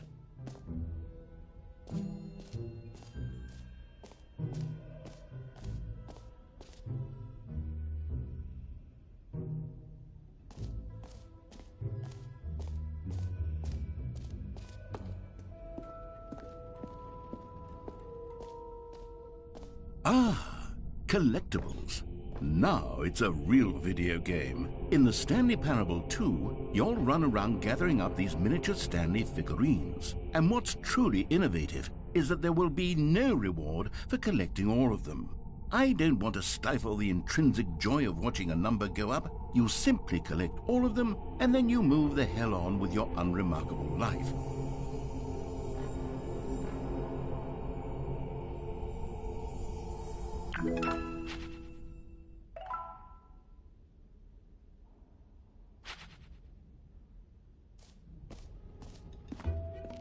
God, it really is the worst when you collect everything in a video game and then they give you a big fancy reward for it. Absolutely tragic.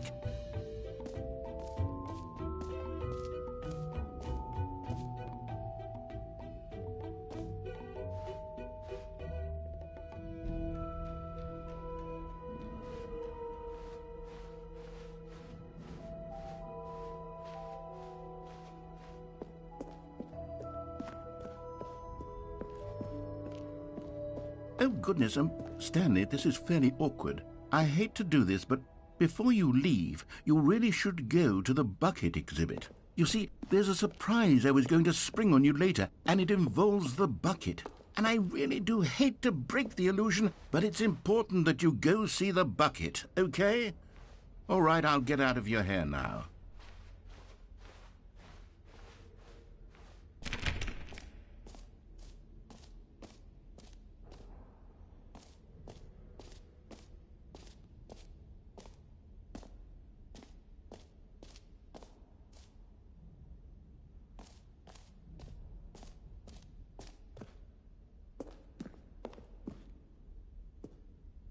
A common complaint of the Stanley Parable was that it was confusing and paradoxical, that it engendered a chaotic sense of reckless despair in those who played it. Well, I am happy to say that after much consideration, I've engineered a clever solution to this fundamental problem with the game. It's the Stanley Parable Reassurance Bucket. You see, Stanley, anytime you're holding the bucket, a sense of calm and ease will fill your mind and your heart. It's true. As long as you hold on to the bucket, the many disorienting contradictions of the Stanley Parable will feel perfectly normal and perhaps even comforting. You may even come to long for the gentle embrace of jarring cognitive dissonance while the bucket is in your arms. And to be honest, it's a much more convenient solution for me than actually redesigning the game to be less uncomfortable. Can you imagine what a pain in the ass that would be? Yes, the bucket is the perfect solution. Come on, give it a try. Can you feel it?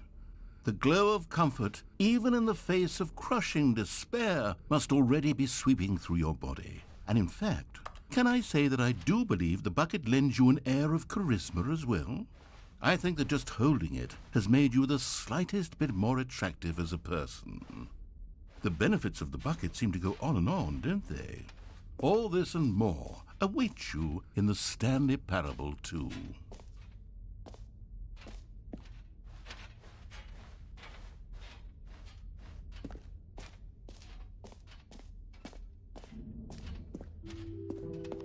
Does anyone give out awards for most enjoyable bucket in a video game? That really should be an award if it isn't already.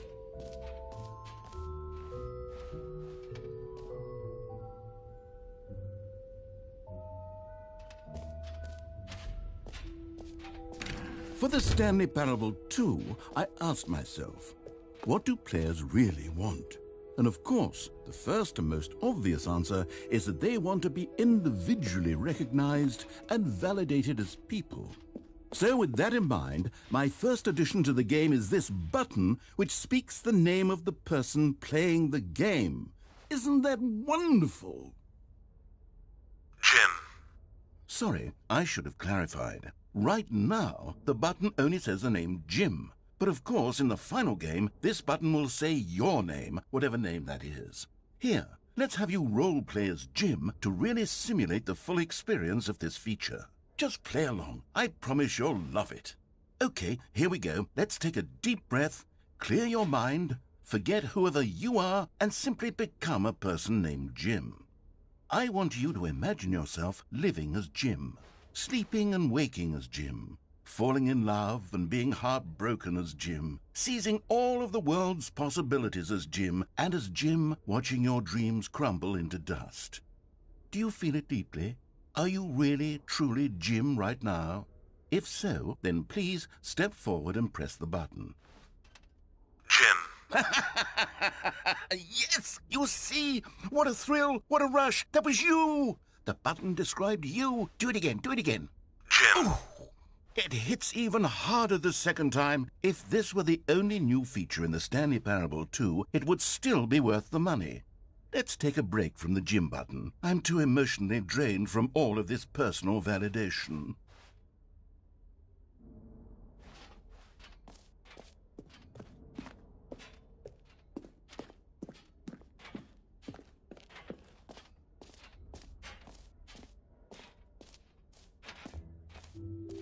I suppose I could allow only people named Jim to play the Stanley Parable 2. That would actually save me the work of finishing this feature. An epilogue would be fun, wouldn't it, Stanley? Yes, it would go at the end of the, well, we'll figure that out later.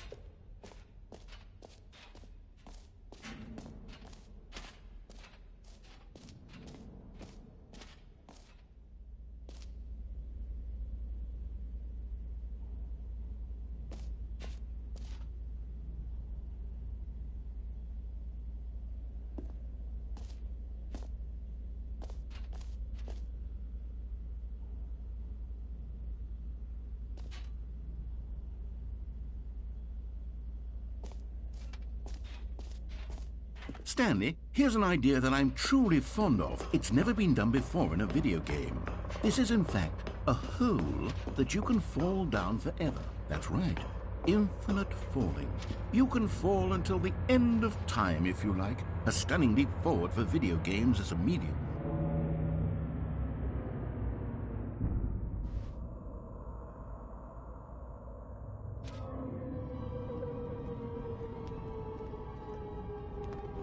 You see, isn't it wonderful? One of my more ingenious concoctions, if I do say so. Now then, since you've gotten to see the infinite hole, you can press the teleport button to pop back up to the top, and we can continue onward. Now, I don't mean to be a bummer, but I do recommend you use the teleport button to go back to the top. Maybe do it on the sooner rather than later spectrum of things.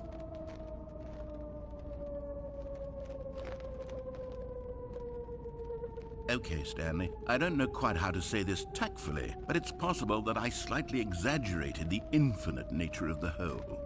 Is it a very, very deep hole? To be certain it is. It's an extremely deep hole. I don't want anyone to say that it isn't an astonishingly deep hole. It is. Is it infinite? Well, that sort of depends on your definition of infinity. From one perspective, the infinite is merely philosophical in nature. It's more of a... Okay, well, good for you. You found the bottom of the hole. You found me out, Stanley. I'm a liar and a cheat, and you're so clever. Look, I think the issue here is just that you're unusually fascinated by falling. What normal person actually wants to fall infinitely? I figured the hole was as deep as anyone would actually need. Don't you put this on me. Maybe you're the problem. Look, things got a little heated there. I think we both said some things we didn't mean. Why don't we just put all this behind us and agree to just call the hole mostly infinite? If that works for you, then go ahead and press the teleport button to warp up to the top of the hole and we can move on. I'll just be up here when you're ready. Great. Now, I'm very excited to show you even more of my ideas for the sequel.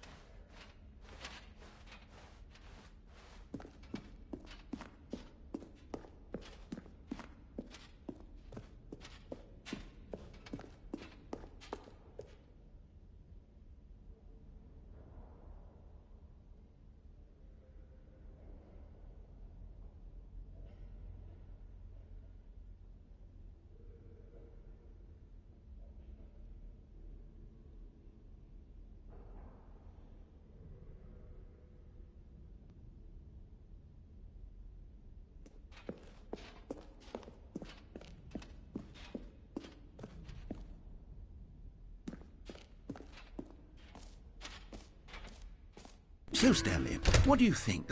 Do you like all of the new features? Yes, I know it's not exactly clear yet how exactly these features will come together as one single coherent video game, but I can feel it in my soul.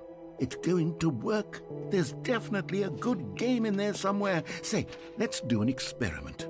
I'll arrange these new features together, and we'll see whether or not it coheres into a meaningful gameplay experience. Okay. Are you ready? Here it is. I give you the Stanley Parable 2.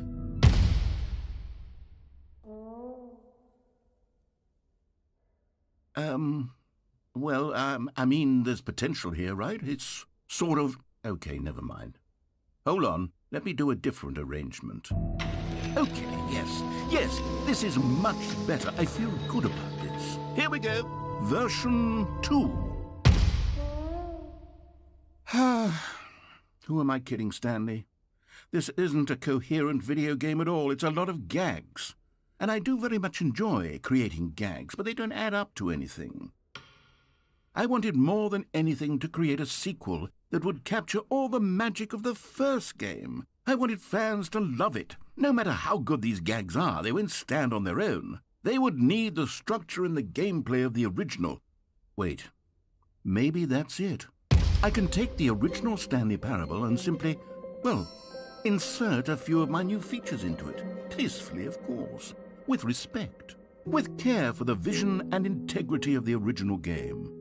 Would it possibly work? I suppose it could. But it would need a really, really tremendous title screen. A title screen that says with bold and uncompromising conviction, "This is the Stanley Parable 2. Let me see if I can whip something up. All right, perfect. Go ahead. Take a look.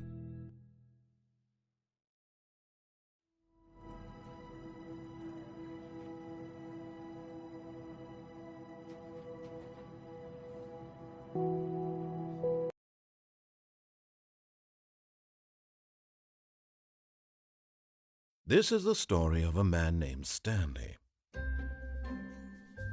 Stanley worked for a company in a big building where he was employee number 427. Employee number 427's job was simple. He sat at his desk in room 427 and he pushed buttons on a keyboard.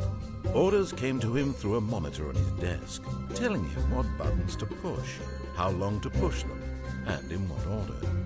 This is what employee 427 did every day of every month of every year. And although others might have considered it soul-rending, Stanley relished every moment that the orders came in, as though he had been made exactly for this job. And Stanley was happy.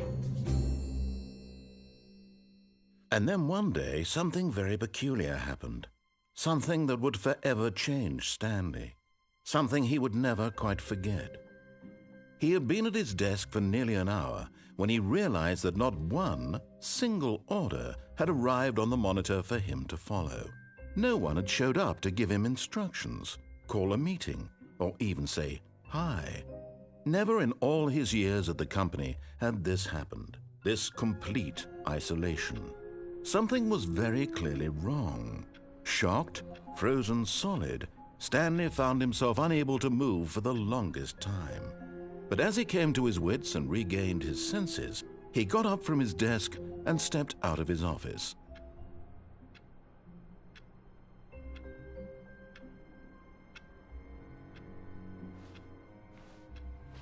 All of his co-workers were gone.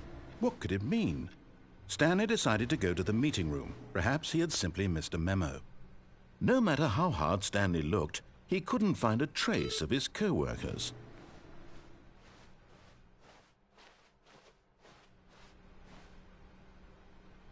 Stanley picked up the bucket.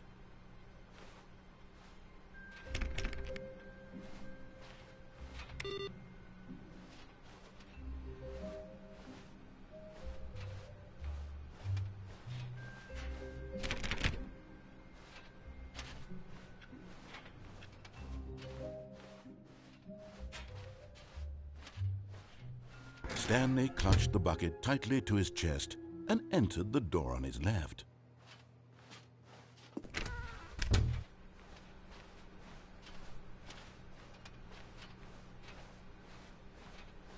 Still no one was here. Stanley needed the bucket's warmth and comfort now more than ever. Perhaps his boss's office was where he'd find answers. Coming to a staircase, Stanley and the bucket walked upstairs to the boss's office.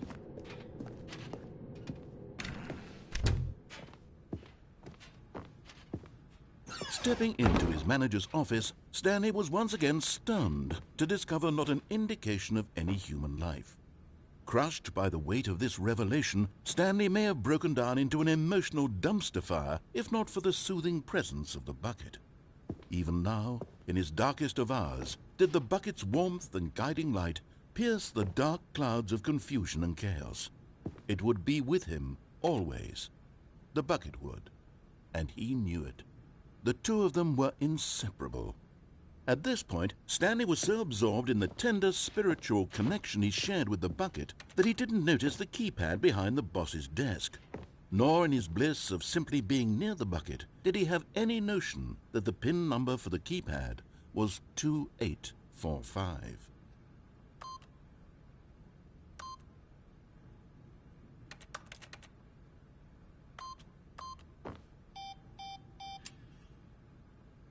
Stanley just sat around twiddling his thumbs, trying to input, but Stanley guessed the correct code by sheer luck. Was it that the bucket knew all along? Was the bucket guiding him? Yes, this is certainly the most logical explanation.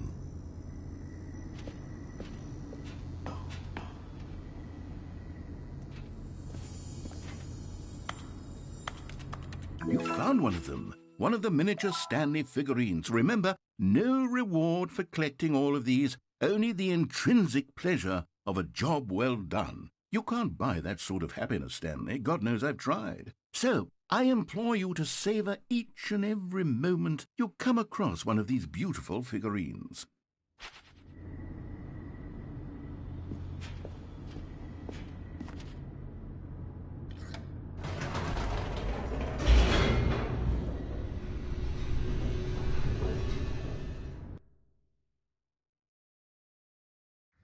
The elevator raced downward, plummeting towards an unknown fate. It would be all Stanley could do to keep himself together, if not for the bucket. Soothing him, comforting him, reassuring that in this darkest moment of uncertainty, he would be all right. The bucket is here for you, Stanley. Everything will be fine. Stanley and the bucket walked straight ahead through the large door that read, Mind Control Facility.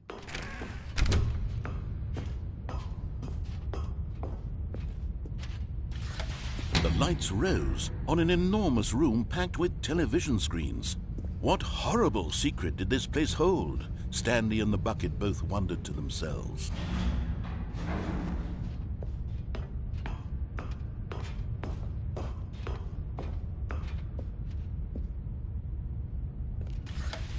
The monitors jumped to life, and Stanley nearly dropped the bucket in shock.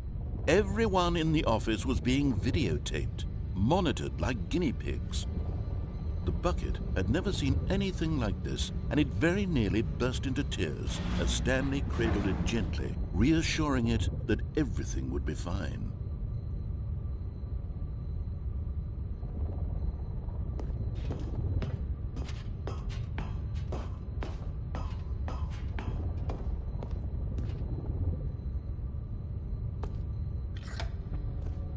Was the bucket under the mind control facility's influence as well? Had the bucket been told to do things it didn't wish to do? What kinds of things does a bucket want to do or not want to do in the first place? These questions raced furiously in Stanley's feeble mind. No! He screamed into the bucket. He couldn't accept it. His own life in someone else's control, never! He squeezed the bucket tighter. His one friend in the entire world. At this point, he could trust no one except for the bucket.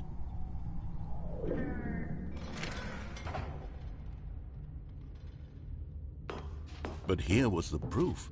The heart of the operation. Controls labeled with emotions, happy or sad or content. Walking, eating, working, all of it monitored and commanded from this very place. And as the cold reality of his past began to sink in, Stanley decided that this machinery would never again exert its terrible power over another human life. For he and the bucket would dismantle the controls for good. Two best friends, Stanley and the bucket, up against the world. They high-fived in a really cool way, and the bucket made a sassy comment about taking down the system.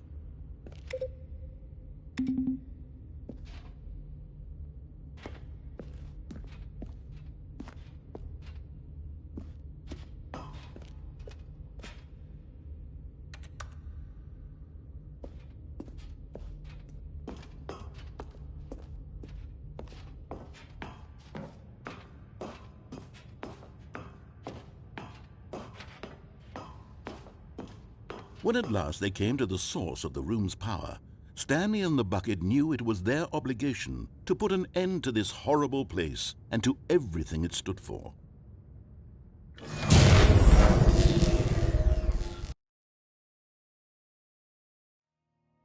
Stanley and the bucket waited in blackness.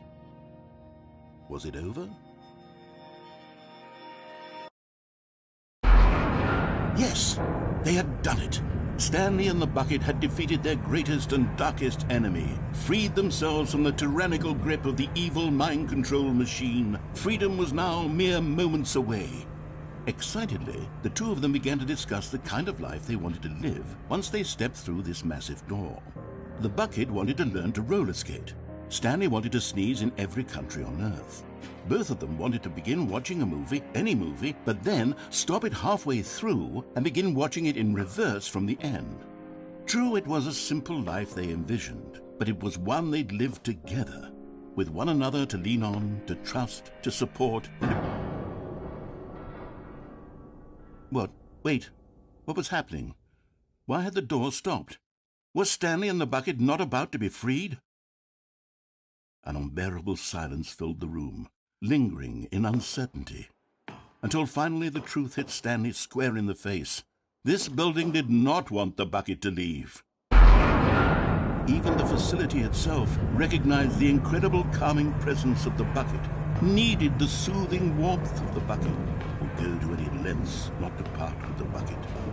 No. Stanley can't leave this place. Not while he has such a precious bucket in his arms. Not while this building has anything to say about it. Stanley realized he would never again leave this very room. But at least he has the bucket. To be trapped eternally in darkness isn't really so bad, Stanley thought to himself. As long as I have my bucket with me, right? I'll be okay, won't I? Stanley gulped. Very soon now, he was about to find out.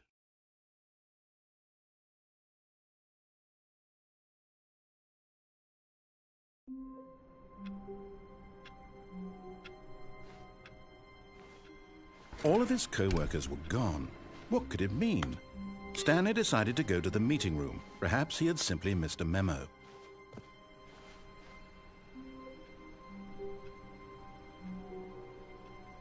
Stanley lifted the bucket into his arms, and a wave of comfort rushed over him.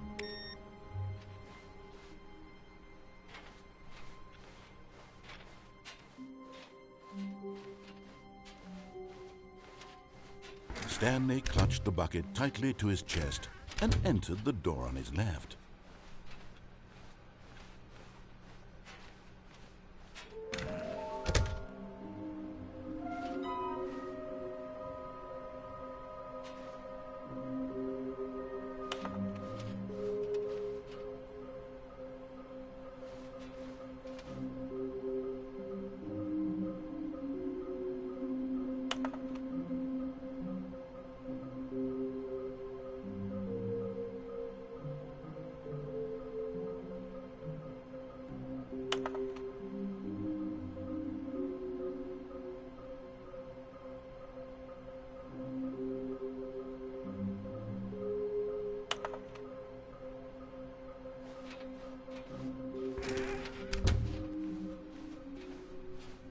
Coming to a staircase, Stanley and the bucket walked upstairs to the boss's office.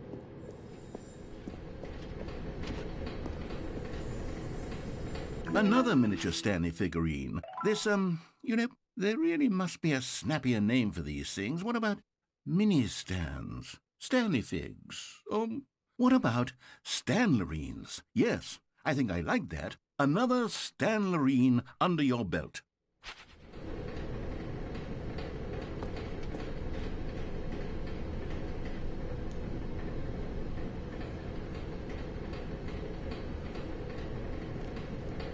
But Stanley just couldn't do it. He considered the possibility of facing his boss, admitting he had left his post during work hours. He might be fired for that. And in such a competitive economy, why had he taken that risk? All because he believed everyone had vanished? His boss would think he was crazy. And then something occurred to Stanley. Maybe, he thought to himself, maybe I am crazy. He looked down at the bucket in his arms. Am I crazy? He asked the bucket. The bucket returned his gaze, but said nothing at all. That's strange, Stanley thought. Usually the bucket is a source of guidance and wisdom for me in difficult times such as these. He held the bucket close, yet felt none of its familiar reassurance and comfort. And that's when Stanley realized, this isn't my bucket. It's just a normal, everyday bucket. Someone else's bucket, perhaps. How did I end up with someone else's bucket? This is all terribly wrong. Surely no good would come from this. Who knows what sorts of bizarre hallucinations Stanley might experience without the psychologically grounding presence of his bucket. And indeed, now he noticed that the rooms were repeating, which was, of course, very odd. And now he felt himself floating off the ground. Oh, gracious, he exclaimed. Without my bucket, I've gone truly mad. Where is it? I must find it. Far off in the distance now, he heard it, calling to him. Stanley! Stanley, it's me, the bucket. Could it truly be? He rushed forward from room to room, passing by one bucket after the next. None of them were his. None of them were his special bucket. Come to me, Stanley. Find me. He had to find the bucket. He had to return to his old friend. It was the only way to truly restore his sanity. And then suddenly, he froze dead in his tracks. He knew where the voice of the bucket had been coming from. The real bucket was inside of him all along. It was incredibly painful. Stanley doubled over in agony and blacked out.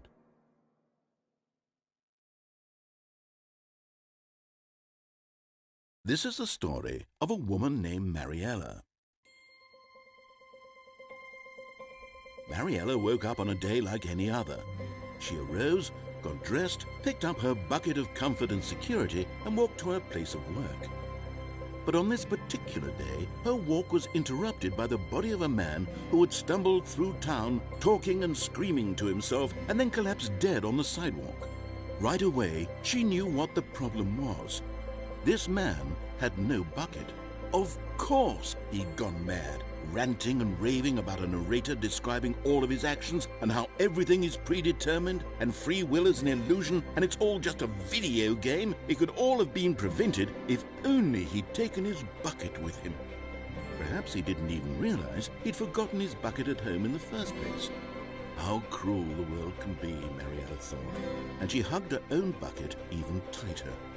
But of course, she had no time for this. There were a myriad of confusing problems she would soon have to confront at work, for which her bucket would provide absolute guidance and total clarity on everything. Heck yes, she thought to herself, my life kicks ass. And she backflipped all the way to work.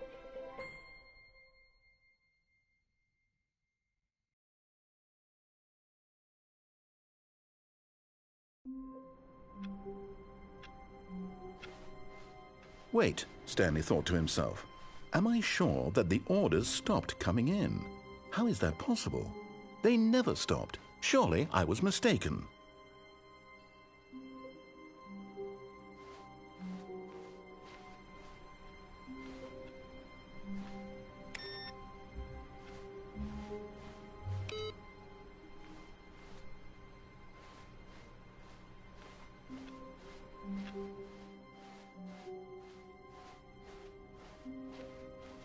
When Stanley came to a set of 2 open doors, he entered the door on his left.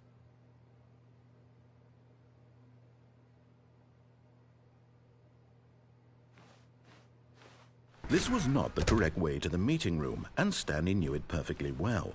Perhaps he wanted to stop by the employee lounge first, just to admire it. The lounge was grand, majestic, perhaps too much, but eager to get back to business, Stanley took the first open door on his left. And so he detoured through the maintenance section, walked straight ahead to the opposite door, and got back on track.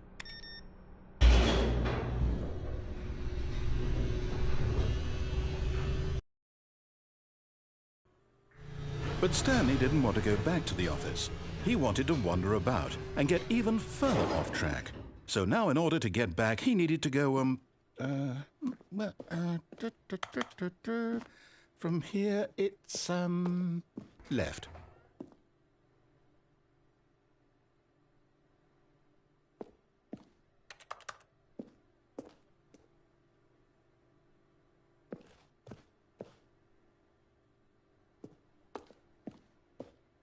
Oh, no, it's to the right, my mistake.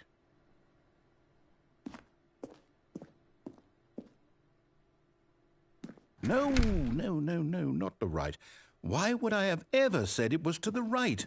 What was I thinking? It's clearly... Oh dear, would you hold on for a minute, please? Now, let's see. We went down, right, left, down, left, right. Yep, okay, yes. I've got it now. This story is absolutely, definitely this way.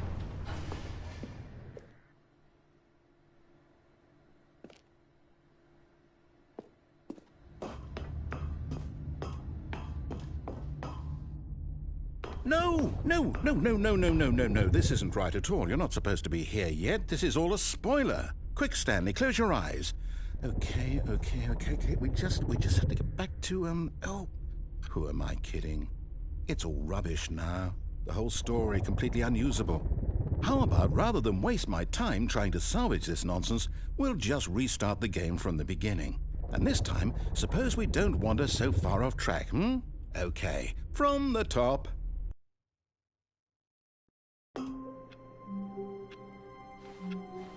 All of his co-workers were gone. What could it mean? Stanley decided to go to the meeting room. Perhaps he had simply missed a memo.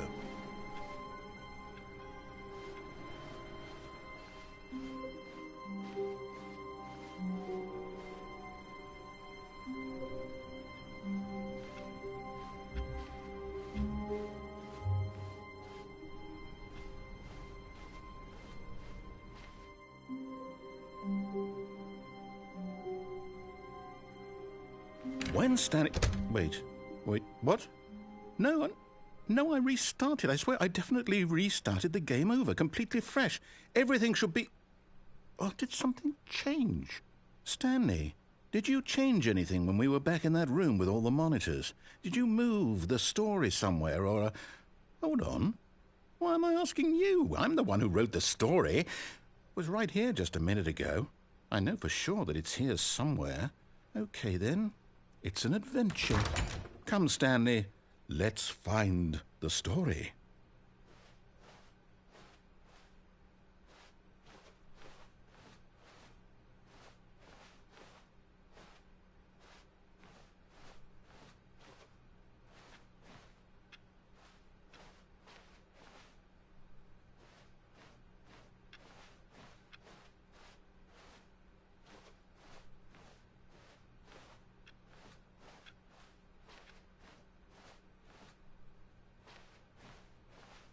I'll say it.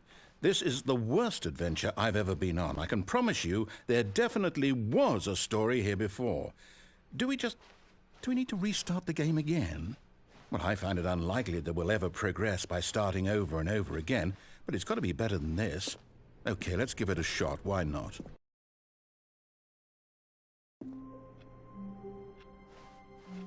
All of his co-workers were gone. What could it mean? Stanley decided to go to the meeting room. Perhaps he had simply missed a memo.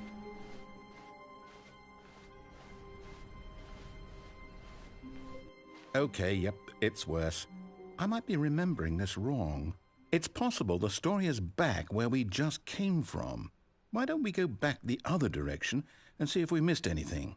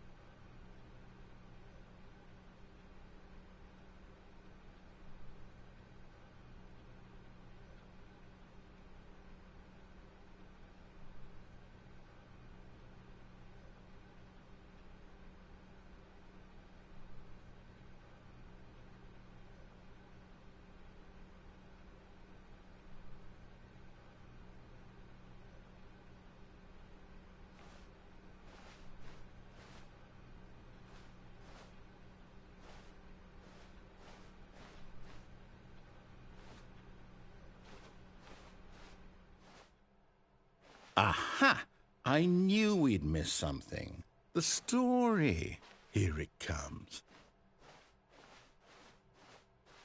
No, wait. Never mind. Not the story. Okay, let's head back the other way and retrace our steps.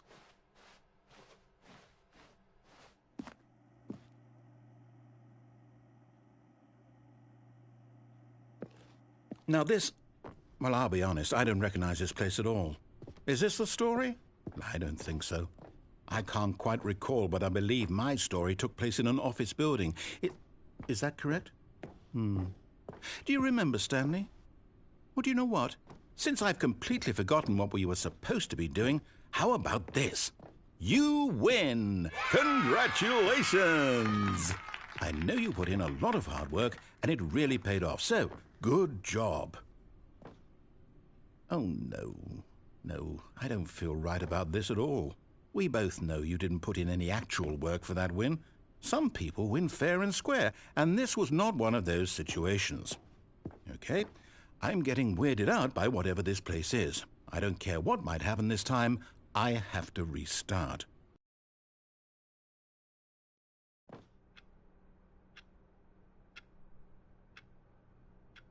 All right, I've got a solution. This time, to make sure we don't get lost, I've employed the help of the Stanley Parable Adventure Line. Just follow the line. How simple is that?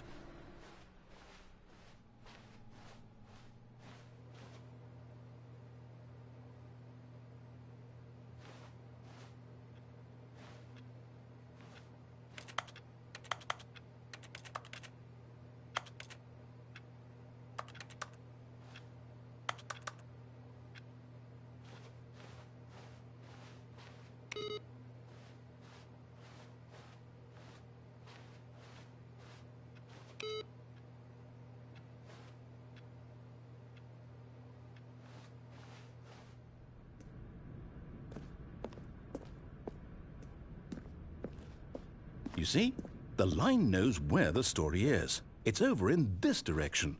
Onward, Stanley, to destiny. Though, here's a thought.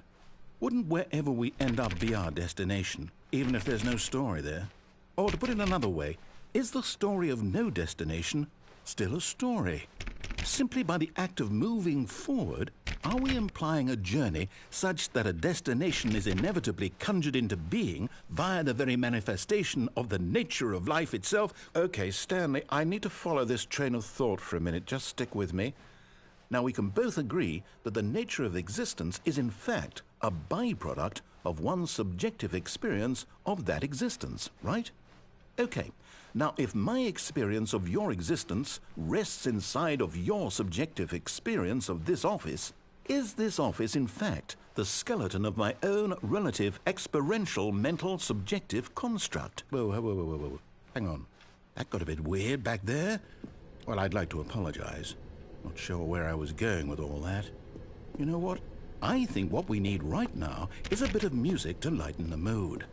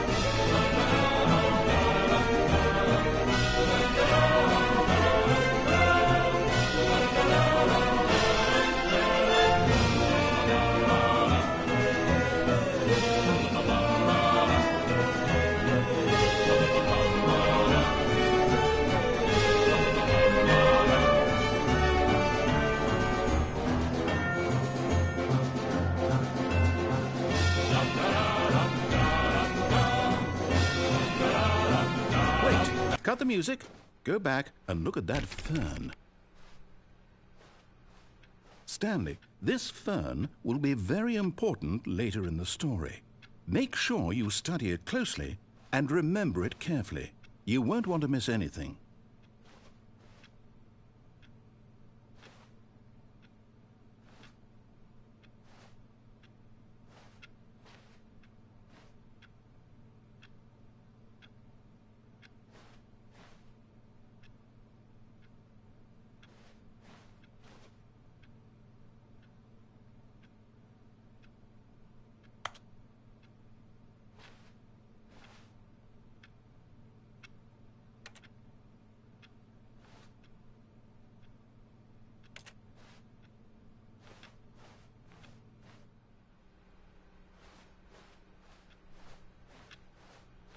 Wait, what? We're back at the office? No. Line, you do know we're looking for the Stanley Parable, right? The story? Is any of this ringing a bell?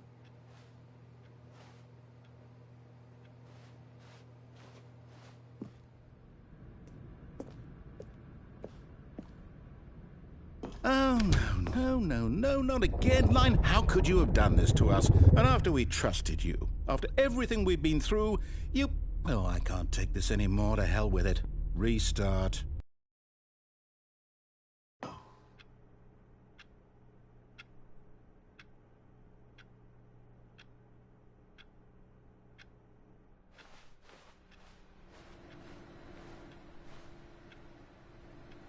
You know what, Stanley?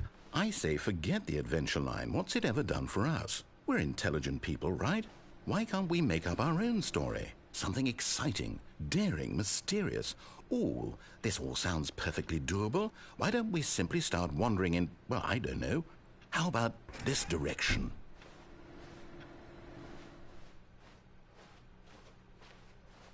Now, yes, this is exciting. Just me and Stanley forging a new path, a new story. Well, it could be anything. What do you want our story to be? Go wild. Use your imagination. Whatever it might be, Stanley, I'm ready for it.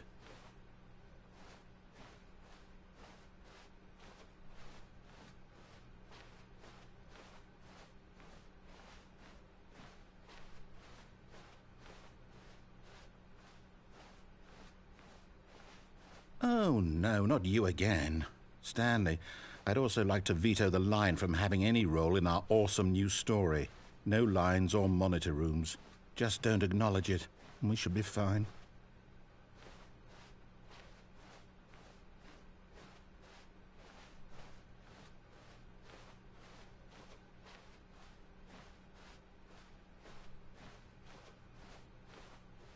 Ah, a choice.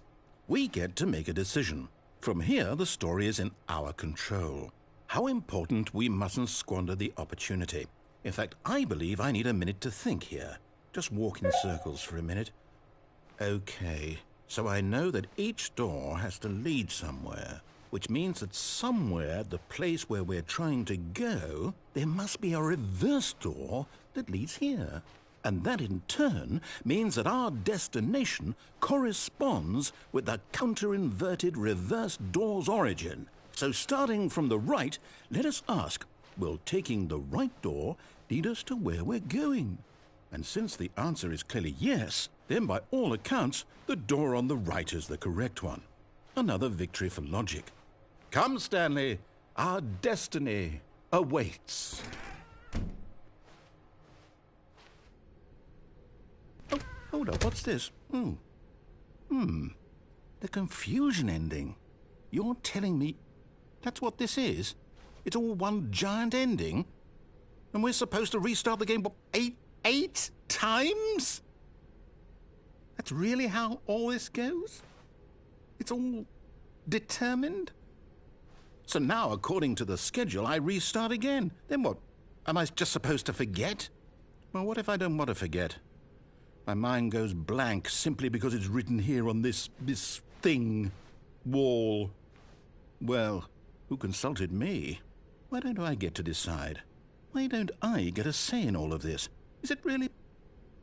No, it can't be. I don't want it to be. I don't want the game to keep restarting. I don't want to forget what's going on. I don't want to be trapped like this. I won't restart the game. I won't do it. I won't do it. I won't do it. And the timer stopped? Does that mean, did we do it? Did we break the cycle? The, whatever it is that made this schedule? How would we even know? Will someone come for us? Will something happen? So, okay. I guess now we just wait. You know, I suppose in some way that this is a kind of story. Wouldn't you agree? I'm not quite sure if we're in the destination or the journey, though they're always saying that life is about the journey and not the destination. So I hope that's where we are right now. We'll find out, won't we? Eventually. Well, in the meantime, if you...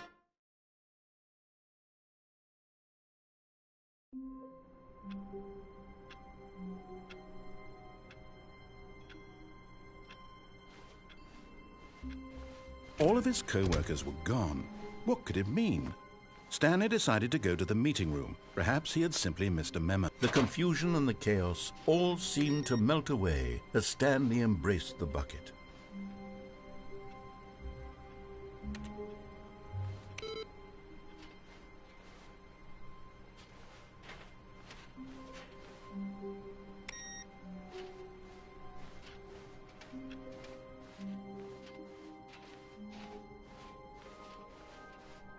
Stanley clutched the bucket tightly to his chest. This was not the correct way to the meeting room, but Stanley had felt the bucket calling to him, telling him that the employee lounge was simply the place to be.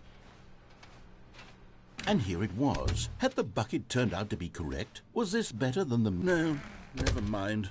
The bucket was wrong. Stanley took the door on his left to go back to the meeting room. No, said the bucket. don't go to the meeting room. Go somewhere else. The cargo lift, yes. Go there. Go to the cargo lift.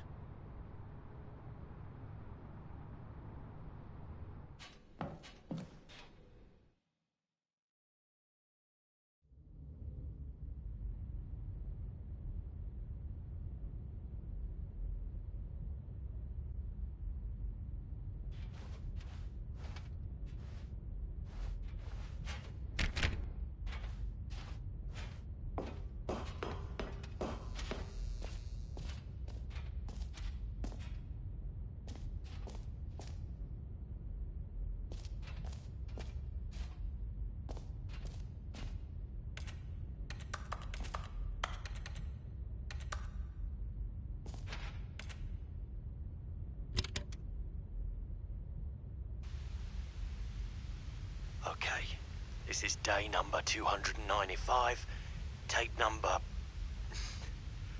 I don't even know. I've lost track. Nothing feels real anymore. The longer I study this bucket, the less sense anything makes. The sheer euphoria I feel every time I pick it up. No matter how many times I've done it, it's always the same feeling. And the emptiness in my chest when I set it down, it doesn't make sense. There's no explanation for it. I still haven't figured out why I see the world so differently when this bucket is in my arms. Why everything feels so... What do I do with this treasure? I can monetize it. Yes. It's unthinkable the amounts of money people will pay for even just an hour with the bucket. This is my golden ticket. But I have to be careful, because as soon as this gets out, there's going to be a target on my back. Even now, I don't know who might be trying to get me. What's that? Who's there?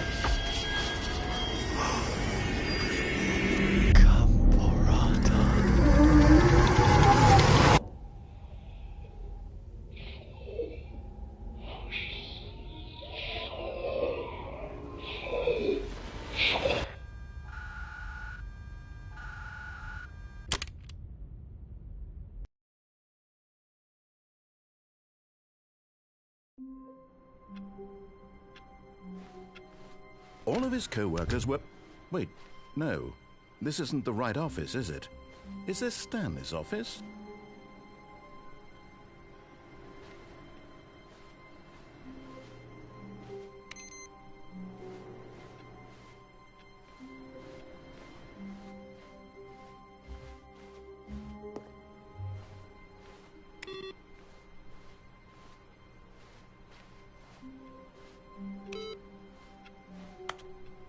Warmth spread through Stanley's arms. With the bucket in his arms again, he was home.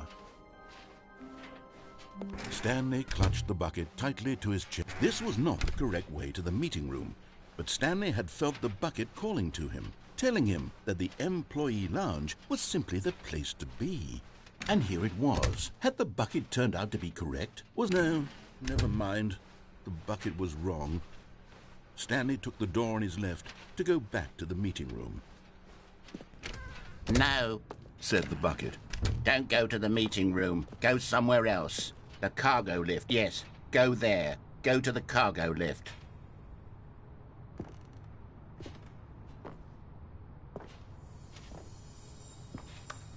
Okay, I'm going back to the name of these little Stanley figurines, and now I'm torn between Stanlerines and Figlies. What do you think, Stanley? What name better encapsulates the intrinsic sense of happiness that you get from seeing a small number in the corner of your screen go up by 1? Let me sit on it. I'm sure it will come to me.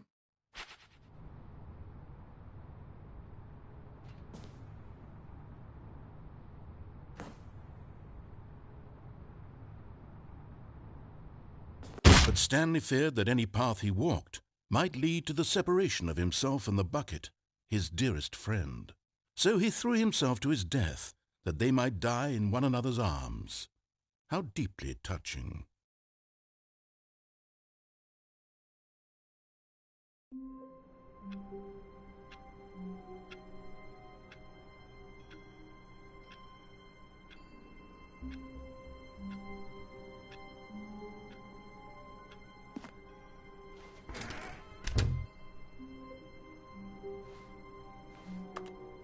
Stanley picked up the bucket and smiled. He'd never be alone. Stanley clutched the bucket tightly to his chest and entered the door on his left. This was not the correct way to the meeting room, but Stanley had felt the bucket calling to him, telling him that the employee lounge was simply the place to be. And here it was. Had the bucket turned out to be correct? No, never mind. The bucket was wrong. Stanley took the door on his left to go back to the meeting room. No, Said the bucket. don't go to the meeting room. Go somewhere else. The cargo lift, yes. Go there. Go to the cargo lift.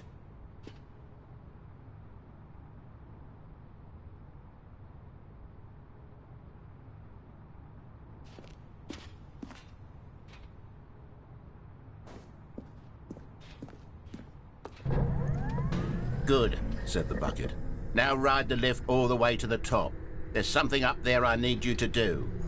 Stanley did not question why or how this bucket was speaking to him.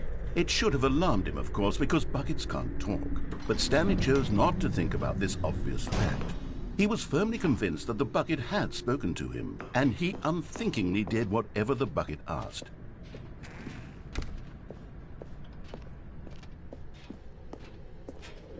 No, stop. Look there on the wall. You see, there's a sign right there. It says, "No buckets past this point." Stanley, how could you think it was okay to bring the bucket here? Unless, what if the problem is that you actually don't know what is a bucket and what isn't a bucket? I suppose that would explain a lot about your behavior up to this point. Which, if that's true, well, my goodness, I think we have to do something about it. This misunderstanding could have dire consequences on the entire rest of the game if not addressed quickly and properly. So much of the impact of the story is dependent on your understanding of what is and isn't a bucket. Please, step in here for a moment.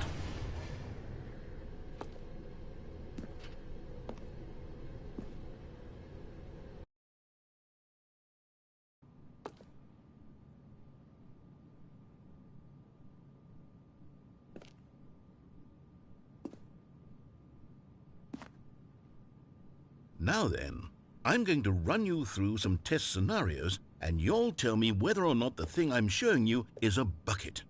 Simple enough, right? This should tell us everything we'll ever need to know about what is or is not a bucket. Okay, let's begin. Item 1. Is this a bucket? Incorrect. It is a hologram of a bucket, not an actual bucket.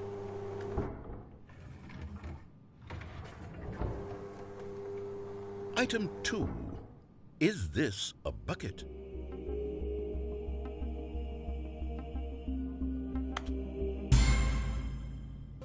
Incorrect. It is a 3D printed recreation of a bucket, not an actual bucket.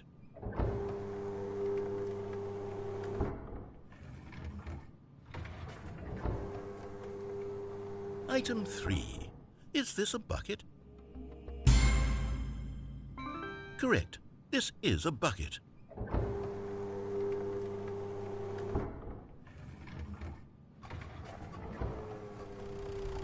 Item 4.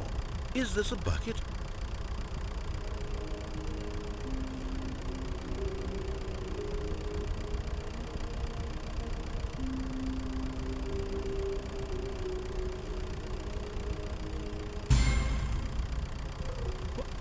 Are you hallucinating? This is a tractor. It's an enormous machine that tills the earth. I thought this was a gimmick. How on earth did you manage to screw it up? Absolutely incredible.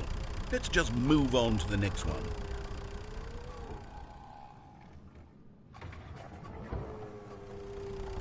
Is this a bucket?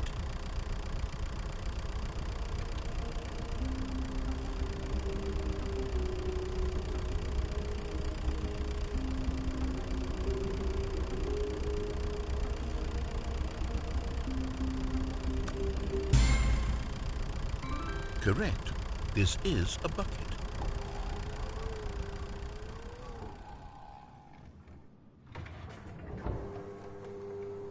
Item 6. Is this a bucket?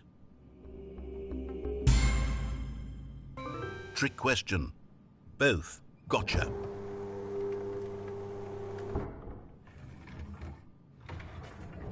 Item... Wait, hold on. I can't find the next one. Let me see. It should be around here somewhere.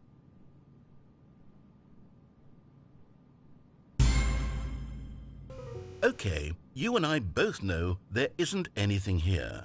And I don't appreciate the implication that nothing is a bucket when we both clearly know that a bucket is something, and therefore nothing could possibly be something. Unless, in your twisted mind, have you somehow convinced yourself that a bucket is nothing? Answer me straight, Stanley. Do you believe that nothing is a bucket?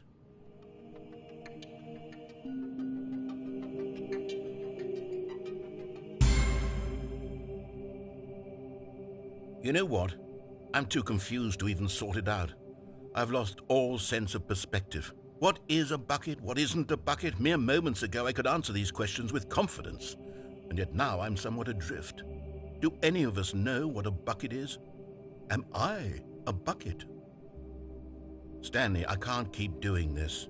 I'm losing myself, and myself was all I ever had to begin with. I'm afraid the bucket is threatening to tear our relationship apart. I can't have that. I'm sorry. But I'm going to erase all buckets from the game entirely.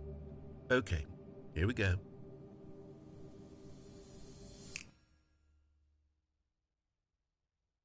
What happened? Is everything gone? Why did everything disappear? Wait, was everything a bucket? Every single thing in the game was a bucket? Oh my God, I had no idea. How could... Except me. I'm not a bucket after all. And you, Stanley, you're still here. You're not a bucket either. Oh, this is wonderful news. We're not buckets. Yes, I actually feel much more at ease right now. It's delightful to get some clarity on that issue, but it doesn't change the fact that we haven't got a game. So, tell you what, I'll reset everything and we'll put back all of the buckets, okay? And we'll know that it's all a bucket. But if you run into anyone else, maybe don't mention that. Who knows what that information might do to a person? All right, here we go.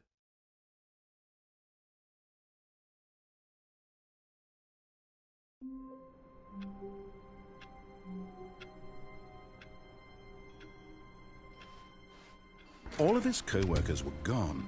What could it mean? Stanley decided to go to the meeting room. Perhaps he had simply missed a memo.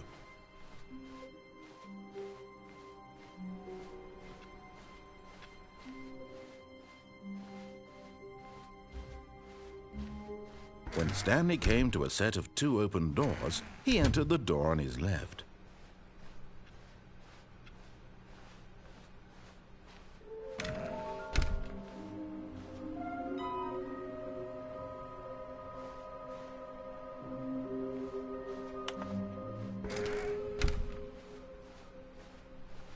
Coming to a staircase, Stanley walked upstairs to his boss's office.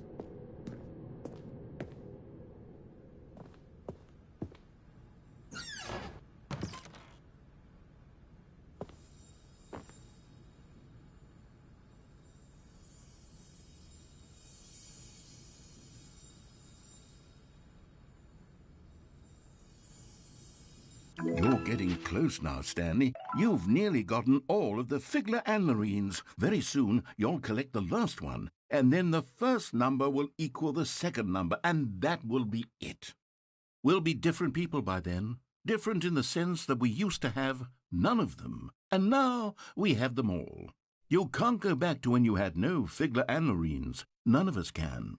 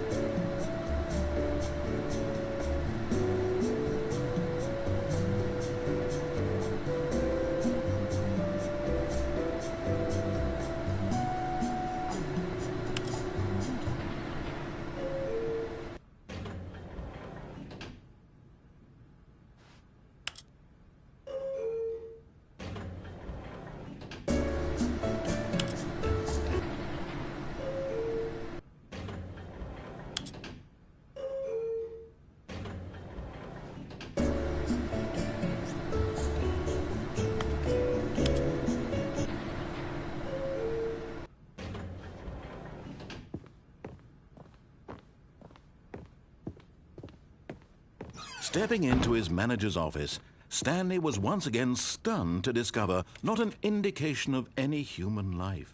What could it mean? Stanley wondered aloud to nobody.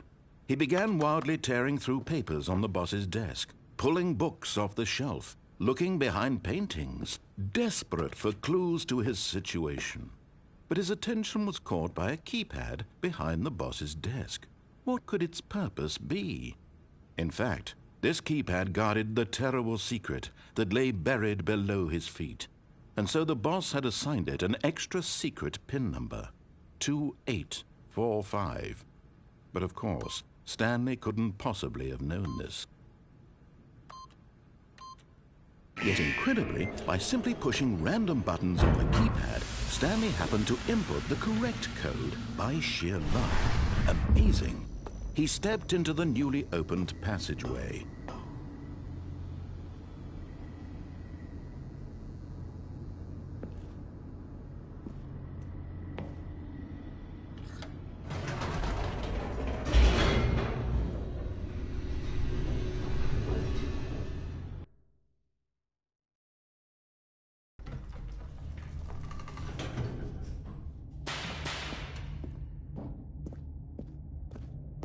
Stanley walked straight ahead through the large door that read Mind Control Facility. Although this passageway had the word escape written on it, the truth was that at the end of this hall, Stanley would meet his violent death. The door behind him was not shut. Stanley still had every opportunity to turn around and get back on track. At this point, Stanley was making a conscious, concerted effort to walk forward and willingly confront his death.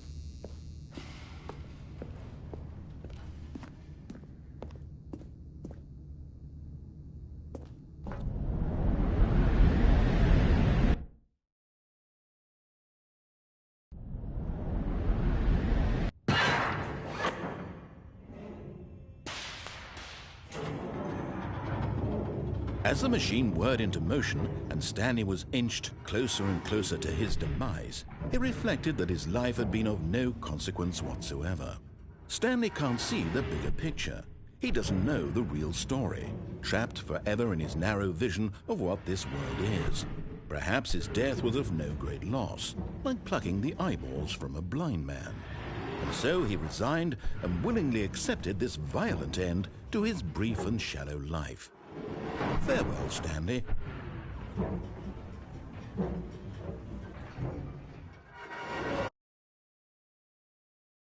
Farewell, Stanley, cried the narrator, as Stanley was led helplessly into the enormous metal jaws. In a single visceral instant, Stanley was obliterated as the machine crushed every bone in his body, killing him instantly.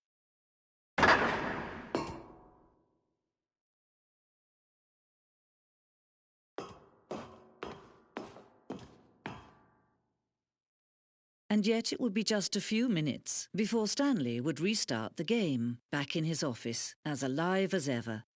What exactly did the narrator think he was going to accomplish?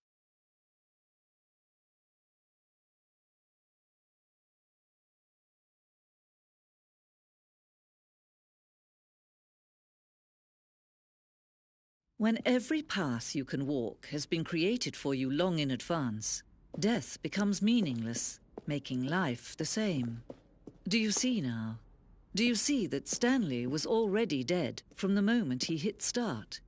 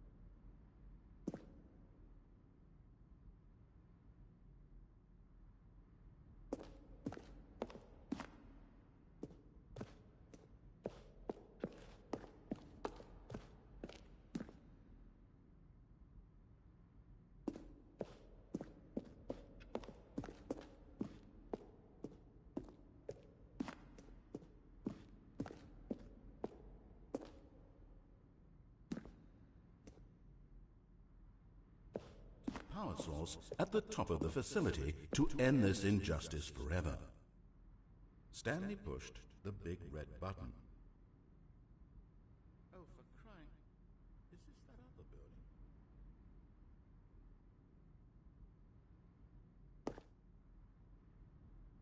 Where were all of his co-workers?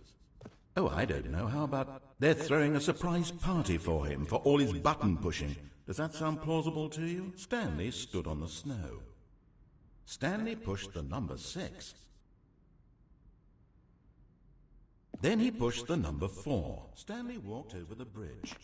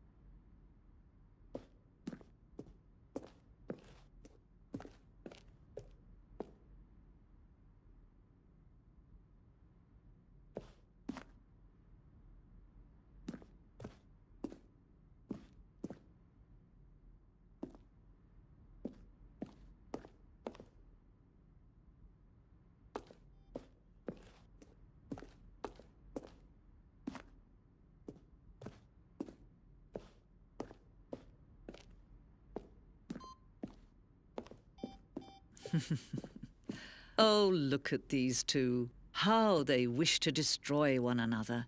How they wish to control one another. How they both wish to be free.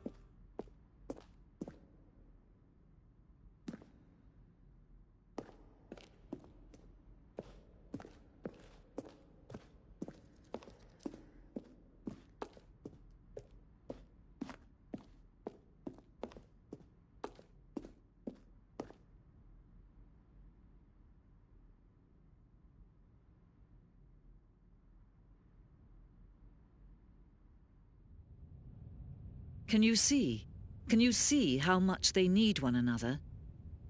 No, perhaps not. Sometimes these things cannot be seen. But listen to me. You can still save these two. You can stop the program before they both fail.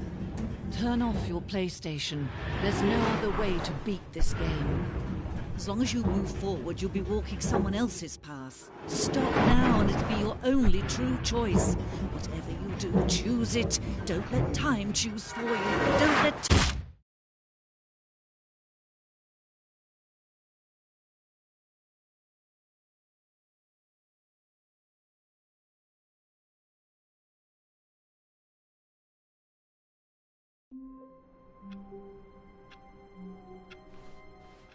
All of his co-workers were... Wait, no. This isn't the right office, is it? Is this Stanley's office?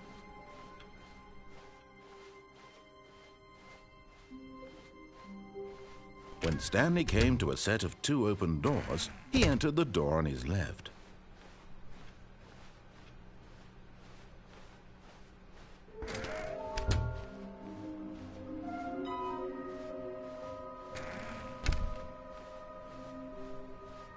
Coming to a staircase, Stanley walked upstairs to his boss's office.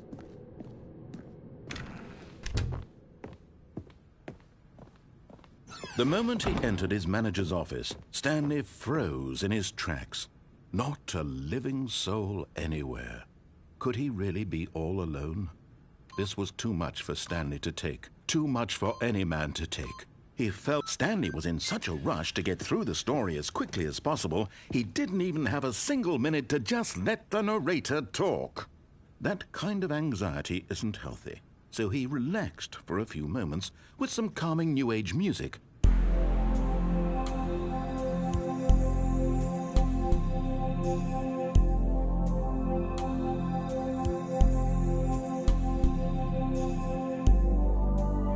Feeling soothed and rejuvenated, Stanley calmly walked forward into the opened passageway.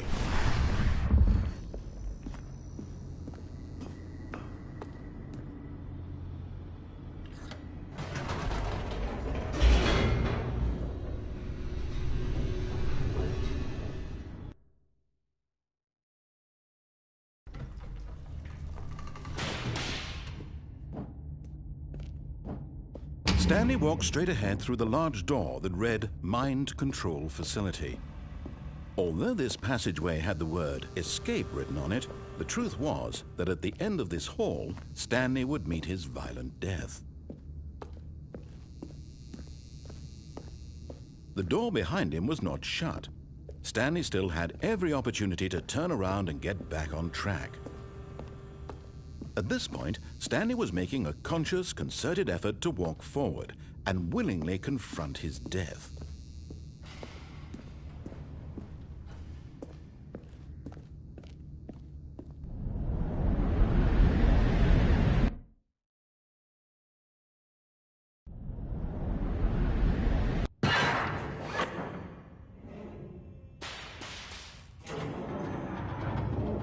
As the machine whirred into motion and Stanley was inched closer and closer to his demise, he reflected that his life had been of no consequence whatsoever. Stanley can't see the bigger picture. He doesn't know the real story, trapped forever in his narrow vision of what this world is. Perhaps his death was of no great loss, like plucking the eyeballs from a blind man. And so he resigned and willingly accepted this violent end to his brief and shallow life. Farewell, Stanley.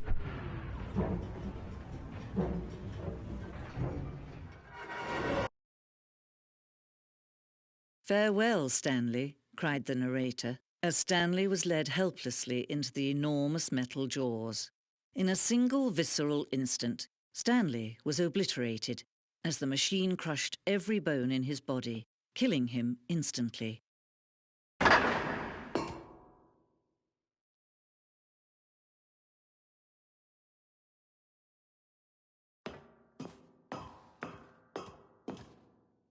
And yet it would be just a few minutes before Stanley would restart the game, back in his office, as alive as ever. What exactly did the narrator think he was going to accomplish? When every path you can walk has been created for you long in advance, death becomes meaningless, making life the same. Do you see now? Do you see that Stanley was already dead from the moment he hit start?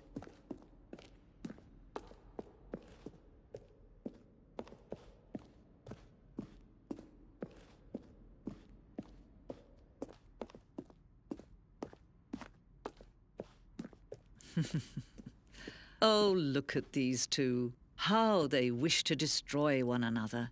How they wish to control one another. How they both wish to be free.